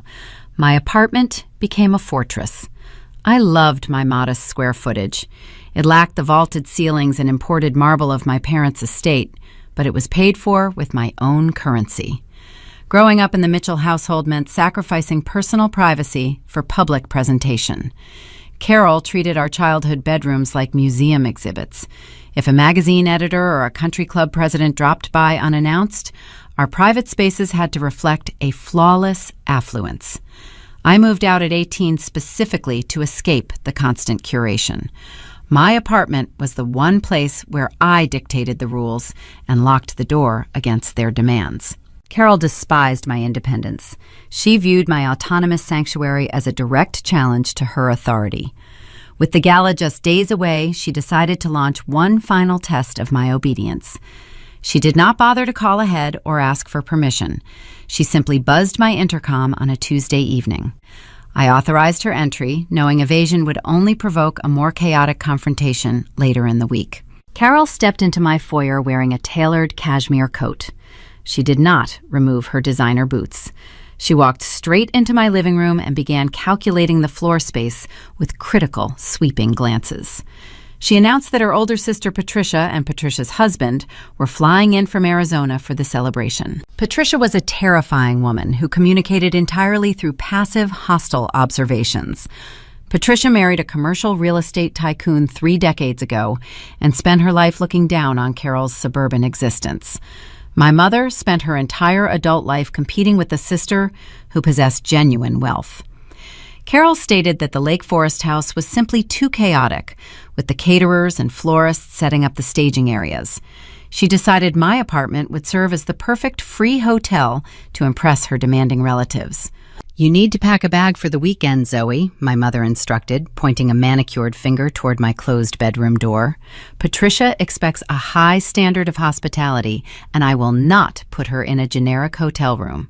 I want fresh linens on your bed and the refrigerator stocked with imported sparkling water. You can crash on your sofa or book a cheap room near your office. It is the least you can do to help the family manage this stressful week." I looked at the woman who had ignored my existence for over 2 decades. She stood in my living room, demanding I surrender my bed to relatives who never bothered to learn my middle name. I felt a familiar, clinical detachment wash over my skin, replacing any residual shock with cold, tactical logic. "No," I replied. My voice remained steady and devoid of emotion. "I am not vacating my home. Patricia can book a suite downtown." Carol's posture rigidified.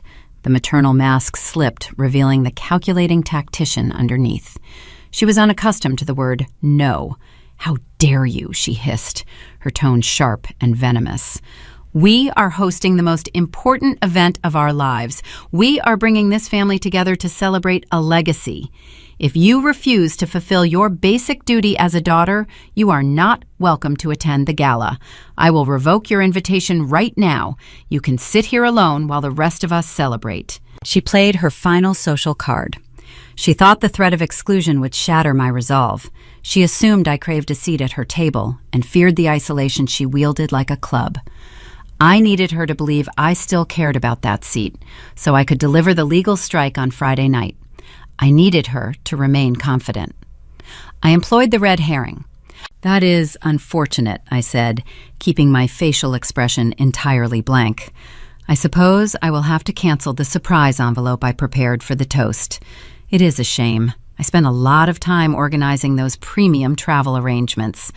I thought a Mediterranean itinerary would be the perfect highlight for your speech." The transformation was instantaneous. The sheer mention of premium travel arrangements extinguished her outrage. Greed hijacked her nervous system, bypassing her anger. She remembered the glossy cruise brochures I planted on my kitchen island weeks ago. She calculated the value of a luxury vacation against the cost of booking a hotel room for Patricia. The math was incredibly simple for a woman who viewed relationships as a ledger. Carol offered a strained, artificial laugh. "Oh, darling, do not be dramatic," she backpedaled, waving her hand as if clearing smoke from the air. "I am just under so much pressure. I want everything to be perfect for your father. Keep your apartment. Patricia can stay at the downtown Marriott. I will see you on Friday evening. Wear something elegant." She turned and exited my sanctuary, leaving a trail of heavy perfume in her wake. She backed down the moment the ultimate prize was threatened. She sold out her sister for a phantom cruise ticket. I locked the deadbolt and leaned against the solid wood. The dress rehearsal was over. She swallowed the bait, and the stage was set. While my parents obsessed over floral centerpieces and champagne vintages, the real work was happening in the shadows. The following morning, I drove to the Cook County Courthouse. The building was a towering structure of gray stone and glass. It smelled of floor wax and stale coffee. It was the epicenter of fractured lives and legal resolutions. I met Vivian Cole near the security checkpoint. Vivian wore a pristine navy suit carrying a leather briefcase that contained my future. We rode the elevator in silence, ascending toward the family court division. I spent countless hours in this building representing clients, but today I was the plaintiff seeking emancipation. The contrast between my parents' superficial panic over centerpieces and the profound gravity of this marble hallway grounded me. I was preparing to sever a 29-year bloodline. It was not just paperwork. It was the formal execution of a false identity. We approached the clerk's window. The clerk was an older woman with tired eyes who processed dozens of tragic cases before her lunch break. Vivian slid the heavy stock petition across the counter. The document outlined the formal request for adult adoption. It explicitly stated my desire to sever all biological ties with Richard and Carol Mitchell. It named Vivian and Thomas Cole as my prospective legal parents. The clerk reviewed the signatures and verified our identification cards. She picked up a heavy rubber stamp and pressed it onto the top page. The loud, definitive thud echoed in the quiet hallway. Red ink stained the paper, marking the point of no return. "We need a hearing date to finalize the decree," the clerk stated, tapping her keyboard with practiced efficiency. "Let me check the judge's calendar. We have an unexpected cancellation for this Friday morning, Department 42 at 9 o'clock. Does that work for counsel?" Vivian turned to look at me. The symmetry of the universe is rarely that precise. Friday morning, the exact day of my biological parents' 40th anniversary gala. I nodded, my heart maintaining a steady, calculated rhythm. "We will take it," Vivian confirmed. The clerk printed a confirmation slip and handed it through the glass partition. We thanked her and walked back toward the elevator bank. I held the slip of paper in my hand, reading the assigned courtroom number and the designated time. The legal reality was now a ticking clock, operating silently beneath the radar. My parents were busy reviewing seating charts and anticipating a Mediterranean vacation. They had no idea their daughter was scheduled to be legally erased 12 hours before the first bottle of champagne was uncorked. The countdown had officially begun, and the final morning of my old life was rapidly approaching. I drove back to my firm to finalize the secondary weapon. The adoption would sever the emotional and legal obligations, but I still needed to neutralize the financial threat they built using my stolen identity. I spent the afternoon drafting the formal notice of fraud investigation. I attached the forged commercial loan documents, the fake LLC registration, and the audio recording of David confessing to their bankruptcy. I prepared a pristine white envelope to house the completed dossier alongside the impending adoption decree. My mother wanted a surprise envelope to open in front of 80 wealthy guests. I was going to give her exactly what she requested. Every piece was locked into position. I just had to survive the next 48 hours without revealing the blade hidden behind my compliant smile. The storm was gathering on the horizon, and the country club was directly in its path. Friday morning broke over Chicago with a brilliant, blinding winter sun. At 9 o'clock, Carol and David were undoubtedly inside a high-end salon on the Gold Coast. I pictured my mother sipping complimentary mimosas while a stylist curled her hair into rigid waves. I imagined David checking his phone every 3 minutes, sweating through his tailored shirt, praying my mythical luxury cruise tickets would distract Richard from their impending financial ruin. I was not at the salon holding her purse. I was standing in Department 42 of the Cook County Family Court Division. The courtroom felt cavernous and solemn. Oak panels lined the high walls, absorbing the ambient sounds of the city traffic churning far below. I sat at the petitioner's table. Vivian Cole sat to my right, wearing a sharp charcoal suit that signaled her readiness for battle. Her husband Thomas sat to my left, radiating a quiet, steady calm. We faced the elevated wooden bench where the Honorable Judge Marcus Vance presided. Judge Vance was a contemporary of Vivian's from her days on the bench. He possessed silver hair and a stern face forged by decades of adjudicating broken domestic partnerships. He did not suffer fools, and he despised people who weaponized the legal system for petty grievances. Adult adoption hearings are typically administrative formalities. The presiding officer verifies the consent of all parties and stamps the decree. However, given the sheer wealth publicly associated with the Mitchell estate, Judge Vance requested a brief evidentiary review. He needed to ensure I was not being coerced into forfeiting my biological inheritance, and he required basic documentation demonstrating the irreparable nature of the original bloodline. This was the moment I prepared for. I opened my leather briefcase. I did not pull out the forged commercial loan documents. The fraud investigation was a separate criminal matter reserved for a different jurisdiction, and I needed to keep that weapon concealed until tonight. For this specific civil proceeding, I needed to prove my biological parents viewed me as a vendor rather than a daughter. I reached into my secure wallet and extracted the folded restaurant receipt from the Gold Coast Steakhouse. I stood up and walked approaching the wooden partition. I handed the crisp piece of paper to the bailiff. The bailiff carried it up to the bench. Judge Vance adjusted his reading glasses. He looked at the itemized list detailing the price of a house salad and sparkling water. He examined Carol's jagged blue handwriting demanding payment for a Tuesday evening family dinner. He scrutinized the 20% gratuity she forced me to calculate. Finally, his eyes rested on the bottom line, where my mother countersigned her name directly beneath my written phrase, "Paid in full for services rendered." The courtroom fell entirely silent. The ticking of the analog clock on the back wall echoed in the quiet space. Judge Vance lowered the receipt. He looked at me, his stern expression softening into a look of profound, quiet pity. He spent his career witnessing human cruelty, but the clinical, transactional nature of that document struck a unique chord.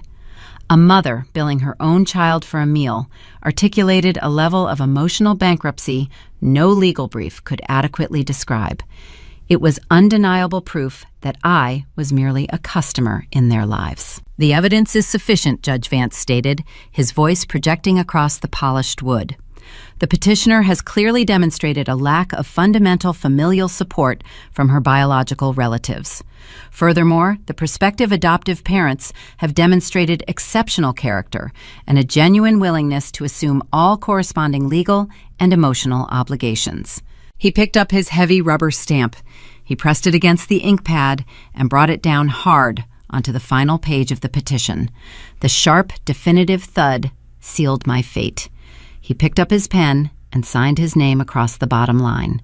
"As of 10 o'clock this morning, you are no longer recognized as the biological offspring of Richard and Carol Mitchell," he announced, looking directly into my eyes.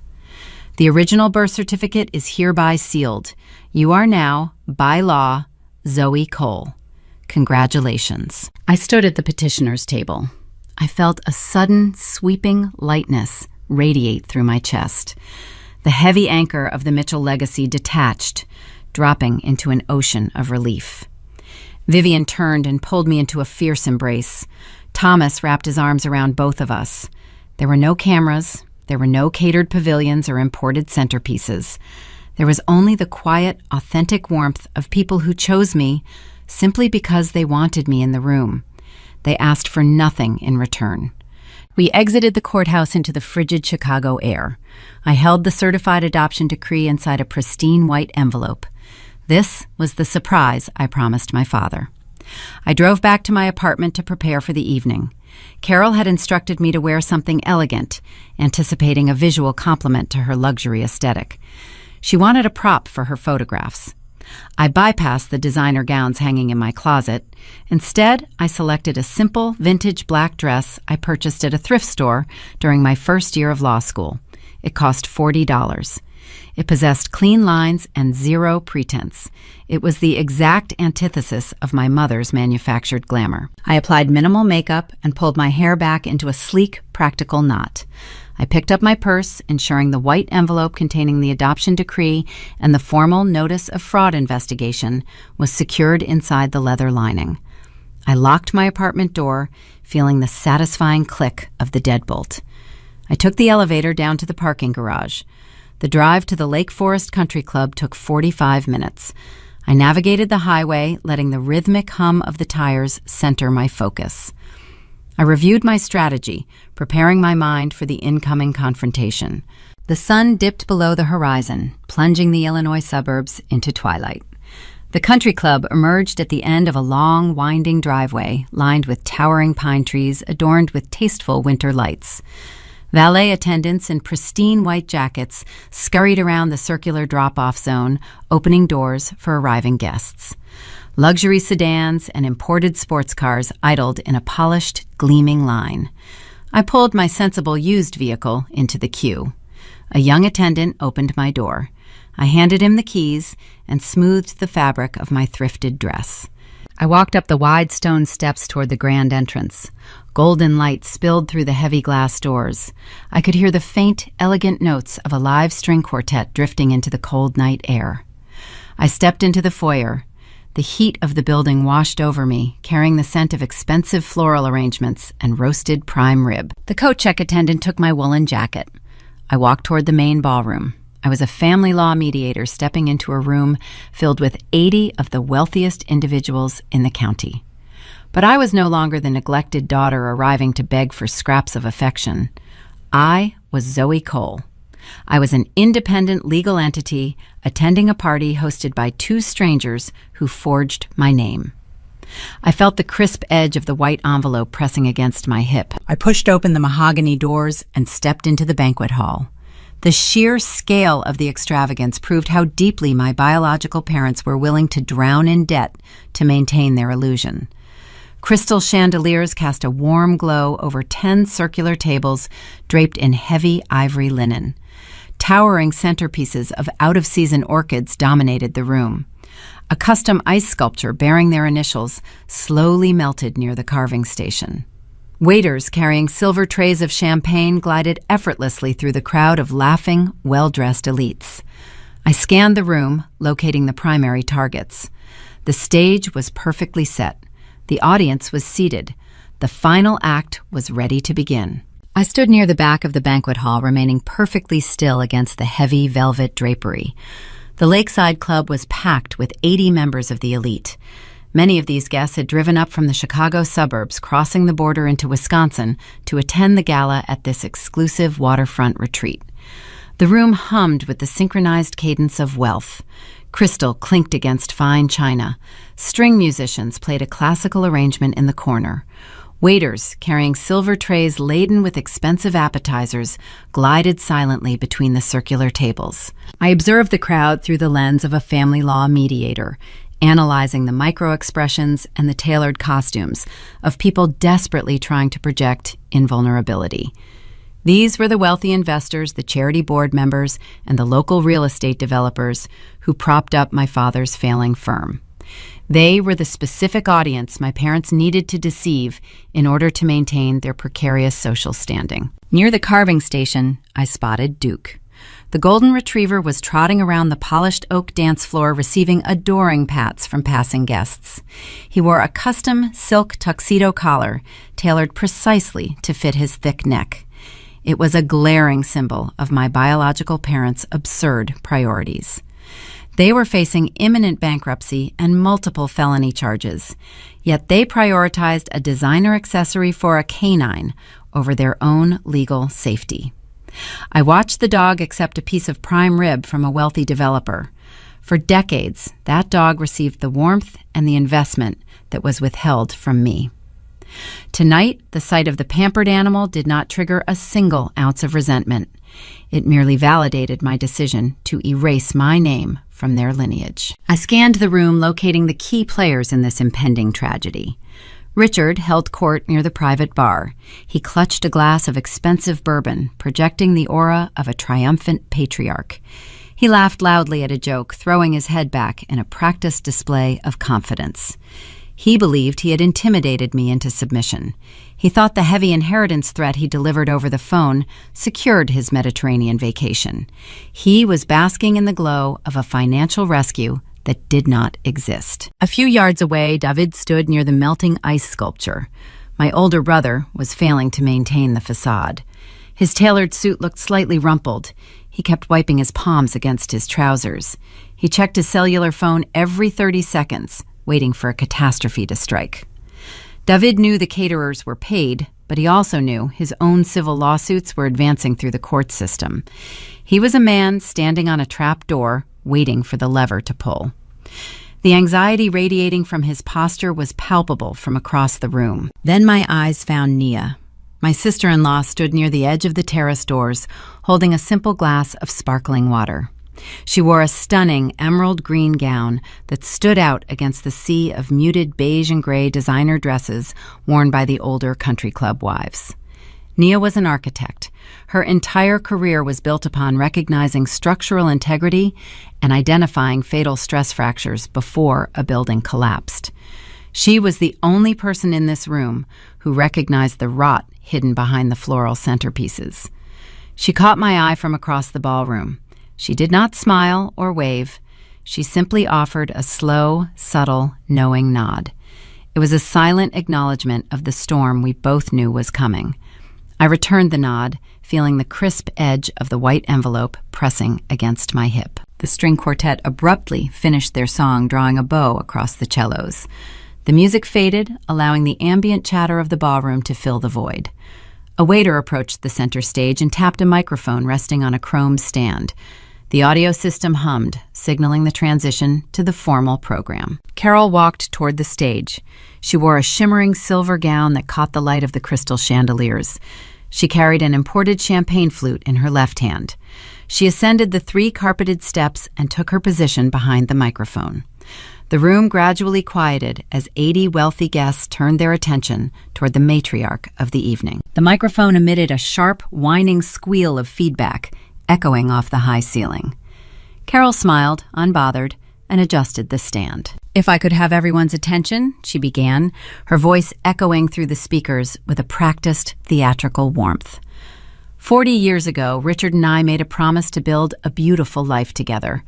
Looking out at all of you tonight, I can confidently say we achieved that dream.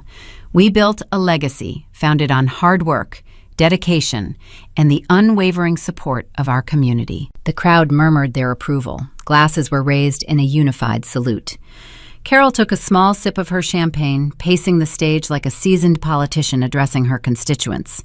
"But a legacy is truly measured by the family you raise," she continued, her tone shifting from celebratory to something far more calculated. "Parenting is a profound sacrifice. We gave our children every possible advantage. We provided the best schools, the safest neighborhoods, and a standard of living most people only dream about." She paused, letting her eyes sweep the back of the room until they locked directly onto my face. I stood in the shadows, wearing my $40 thrifted dress, refusing to break eye contact. The sheer audacity of her statement hung in the air. She was taking credit for an upbringing she outsourced to private tutors and credit cards. "We all know that some children take forever to become useful," Carol said, projecting her voice to ensure every syllable landed with maximum impact. A ripple of polite, uncomfortable laughter spread through the audience. It was a cruel public joke wrapped in the guise of maternal exasperation. Carol was using the microphone to belittle me in front of her entire social circle. She was asserting her dominance, proving to her tennis partners and charity board members that she controlled the independent lawyer daughter who lived in the city. "Sometimes you pour your heart and your resources into raising a child," she added, her smile sharpening into a cold blade, "and you wonder if they will ever appreciate the investment. But I am thrilled to announce that tonight our brilliant daughter Zoe is finally about to pay her parents back." The audience laughed louder this time, clapping their hands in anticipation. The dramatic irony hanging in the ballroom air was thick and intoxicating. 80 people were chuckling at a mother scolding her daughter. They had zero idea that Carol was legally speaking to a total stranger. They did not know that as of 10 o'clock this morning, my biological connection to the woman on the stage was eradicated by a county judge. They were witnessing a performance built on a legal fiction. Carol stepped out from behind the microphone stand. She extended her right hand, holding her palm open toward the ceiling. The gesture was both an invitation and a demand. "Zoe, darling, come up here," she commanded. "Bring us the envelope we have been waiting for." The spotlight operator at the back of the room shifted the beam, illuminating the path between my position and the stage. 80 pairs of eyes turned to watch me. I did not flinch.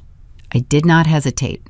I stepped forward into the bright, piercing light. I walked with my spine straight and my shoulders pulled back.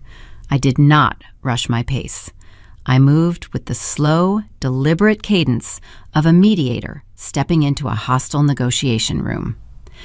The plush carpet absorbed the sound of my footsteps. As I walked, I engaged my professional training. I scanned the perimeter of the banquet hall. I counted the exits. There were 2 double doors leading to the lobby and 1 service exit near the kitchens. I noted the proximity of the valet station outside the terrace windows. I mapped my physical escape route, preparing for the emotional detonation. I passed Richard, who was grinning from ear to ear, ready to accept his phantom Mediterranean cruise. I passed David, who looked pale and nauseous, gripping the edge of a dining table, his knuckles turning white. I passed the golden retriever, sleeping peacefully on a velvet cushion, oblivious to the impending destruction of his luxurious ecosystem. I reached the edge of the stage and climbed the 3 carpeted steps.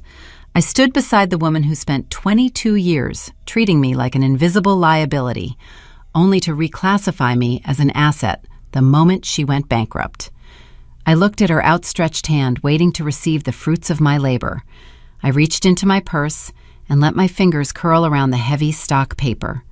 I pulled the crisp white envelope out into the bright stage lights, ready to close the ledger forever. I stood under the bright glare of the stage lights facing the woman who birthed me.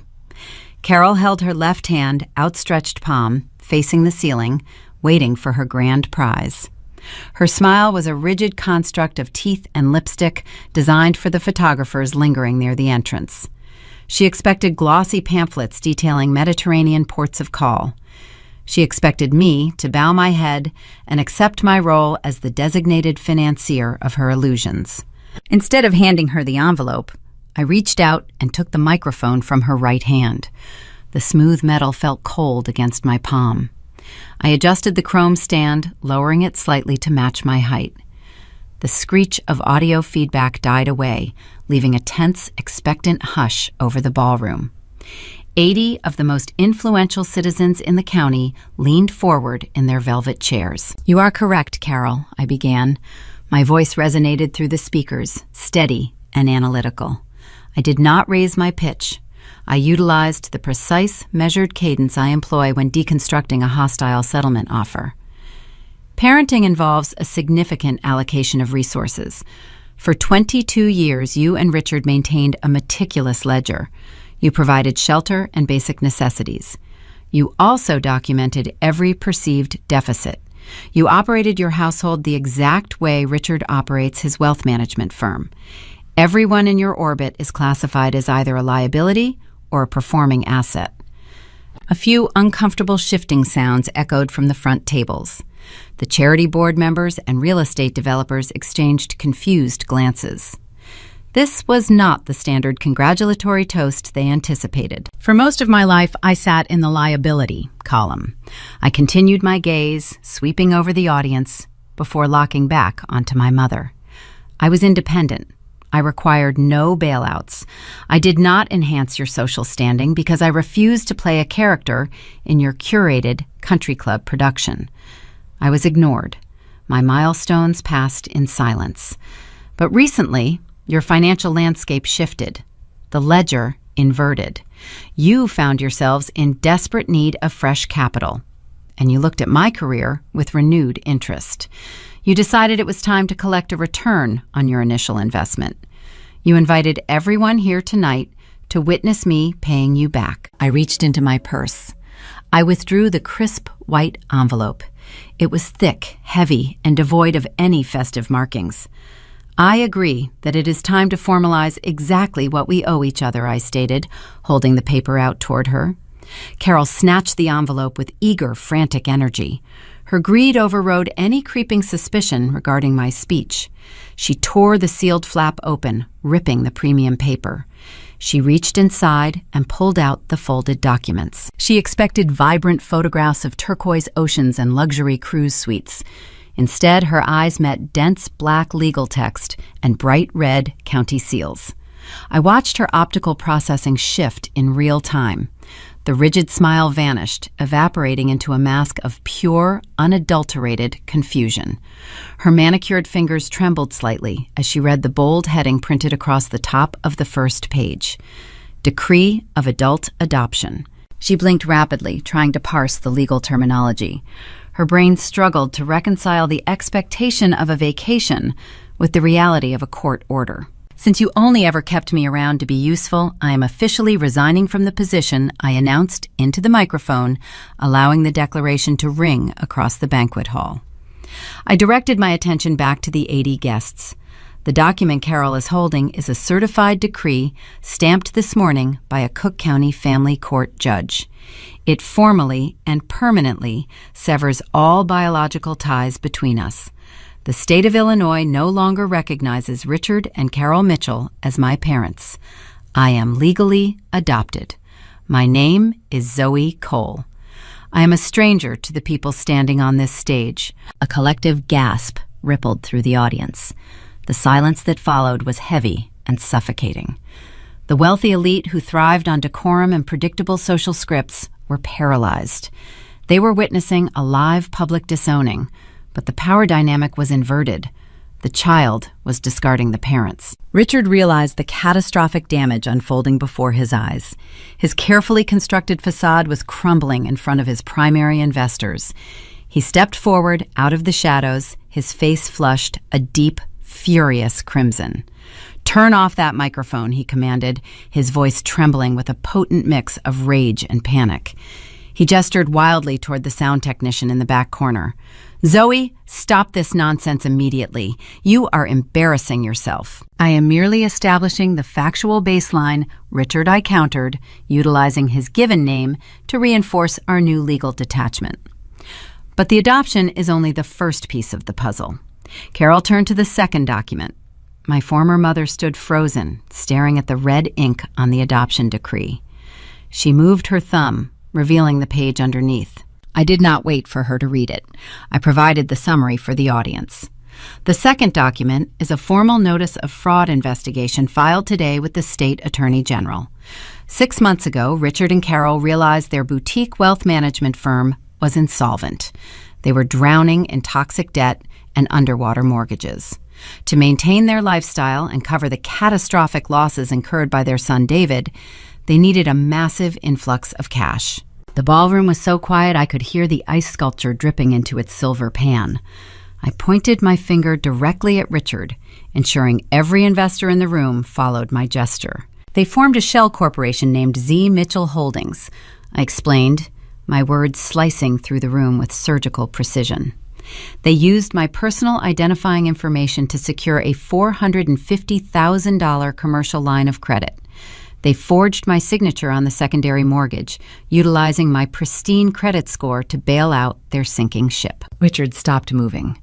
The furious crimson drained from his cheeks, replaced by a sickly pale gray.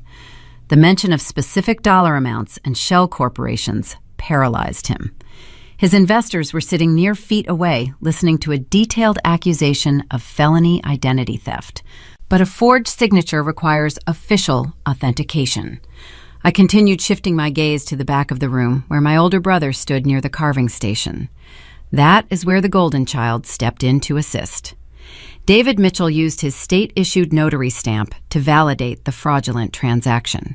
He authorized the theft of his own sister's identity to cover his pending civil lawsuits and keep the family illusion intact. All heads turned toward David. The guests stared at the young investment broker who suddenly looked like a trapped animal. David took a stumbling step backward, bumping into a tray of champagne flutes. The crystal shattered against the hardwood floor, producing a sharp, jarring crash that underscored his guilt. He did not deny the accusation. He simply stared at the floor, his chest heaving with panicked breaths. I turned back to Carol. She was staring at the notice of fraud investigation, her mouth opening and closing without producing a sound.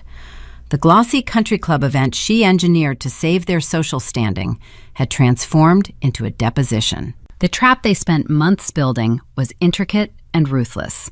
They planned to extort my savings, force me into financing this extravagant gala, and eventually leave me holding the liability for a $500,000 loan. They assumed my desire for familial affection would blind me to their predatory tactics. They assumed I would remain docile and compliant, fearing the threat of disinheritance. Instead, they handed me the tools of their own destruction. They provided the handwritten invoices proving their transactional cruelty.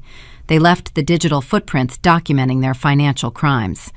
I merely gathered their mistakes and arranged them into a guillotine. The public trap they built for me just snapped shut around their own necks. Richard stood on the stage, his face turned to stone. The arrogant patriarch who threatened to write me out of his will was gone. In his place stood a broken, desperate man facing imminent arrest and total financial ruin. His investors were already whispering among themselves, pulling out their cellular phones to contact their own legal counsel. The boutique wealth management firm was dead. The Lake Forest estate would inevitably face foreclosure. The legacy they prized above human decency was obliterated. I stood in the center of the stage, bathed in the warm spotlight, feeling a profound sense of closure. The arithmetic was finely balanced. The ledger was clear. I delivered the unforgettable performance my former father demanded. I placed the microphone back onto the chrome stand. I did not wait for applause. I did not wait for a rebuttal. I turned my back on the strangers standing on the stage and walked down the carpeted stairs, preparing to exit the building and step into a life entirely my own. I placed the microphone back onto the chrome stand. The metallic click amplified through the speakers, finalizing my resignation. I did not wait for applause. I turned my back on the strangers standing on the stage and began my descent down the carpeted stairs.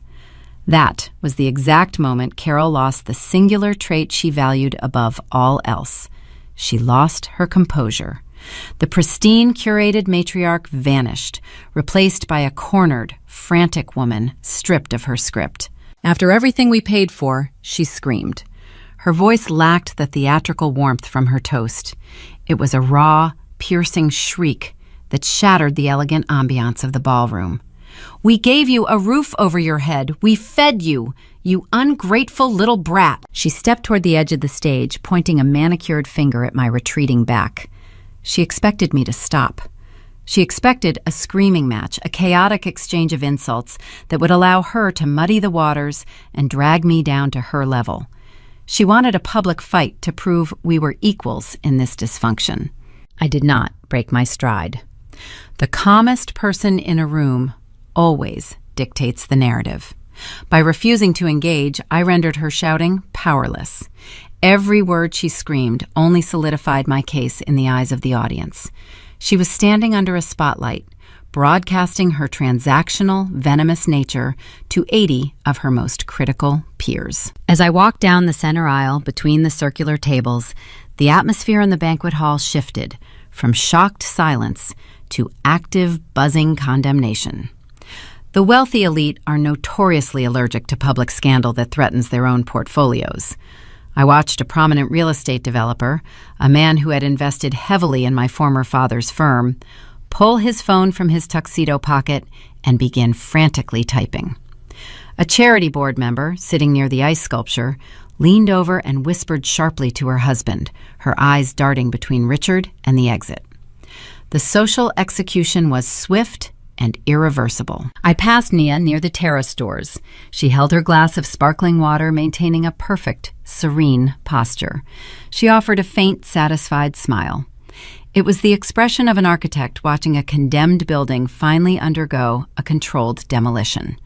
I returned the look, acknowledging her crucial role in mapping the stress fractures. We did not need to exchange words. The blueprint we drafted had worked flawlessly. I pushed through the heavy mahogany doors and stepped out into the lobby. The sound of my mother's voice became a muffled, distant echo. I handed my ticket to the coat check attendant, slipped on my woolen jacket, and walked out into the freezing Illinois night. The valet brought my sensible sedan around. I tipped him, climbed into the driver's seat, and turned the ignition.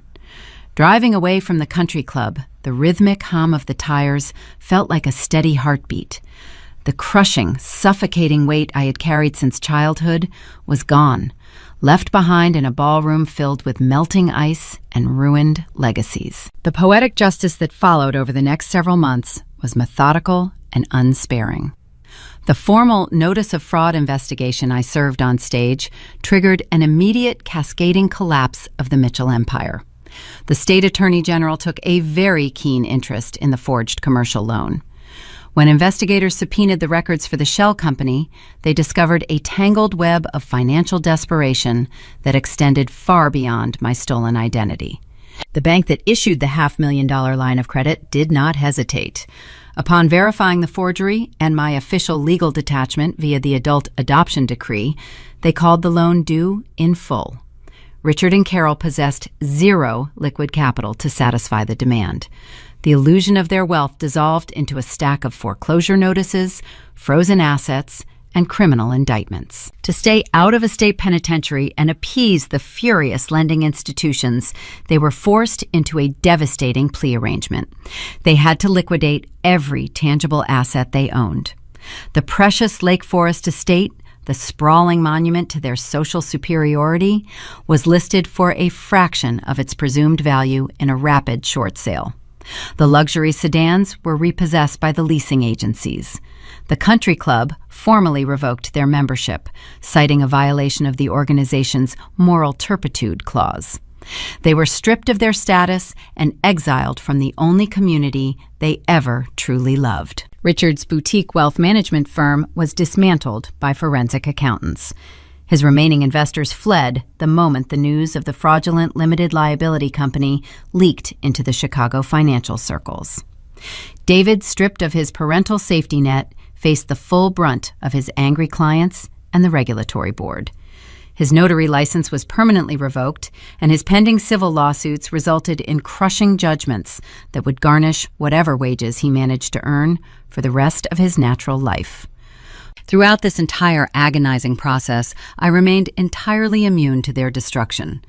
The adult adoption functioned exactly as Vivian intended. It was a flawless, impenetrable shield. When collection agencies' defense attorneys and angry creditors attempted to contact me, seeking to untangle the financial wreckage, they hit a solid brick wall. Legally, I was Zoe Cole. I held no statutory connection to the Mitchell family. I was not responsible for their debts, their legal defense fees, or their housing arrangements. They were strangers who had stolen a stranger's identity, and they faced the consequences alone. I heard through a mutual acquaintance that Carol attempted to reach out to me once during the darkest days of their bankruptcy. She tried to send a certified letter to my downtown mediation firm, likely filled with practiced guilt and demands for filial piety. I never read it. I instructed my receptionist to return the heavy envelope to the sender marked unknown at this address. Some doors must be permanently sealed to keep the winter out. A year passed, bringing another late autumn chill to the Chicago streets. The frantic, high-stakes drama of my former life faded into a quiet, distant memory. My mediation practice thrived, unburdened by the constant threat of extortion. I spent my days helping clients draw healthy boundaries, utilizing my own profound experience to guide them through their darkest transitions. I no longer analyzed my own life, searching for impending traps. The paranoid vigilance was replaced by a calm, steady rhythm. On the evening of my 30th birthday, I did not sit in a silent apartment waiting for a phone call that would never come. I did not log on to social media to watch strangers celebrate a pampered pet. I drove to Evanston, pulling into the driveway of a sturdy brick craftsman surrounded by ancient oaks. The porch light cast a warm, welcoming glow against the early evening frost. I walked through the front door and breathed in the scent of roasted garlic and fresh baking. Vivian stood in her warm, modest kitchen, wearing her favorite woven cardigan. Thomas was setting the farmhouse table with simple ceramic plates. There were no caterers in white aprons. There were no 80-guest seating charts. There were no golden retrievers wearing custom silk tuxedo collars.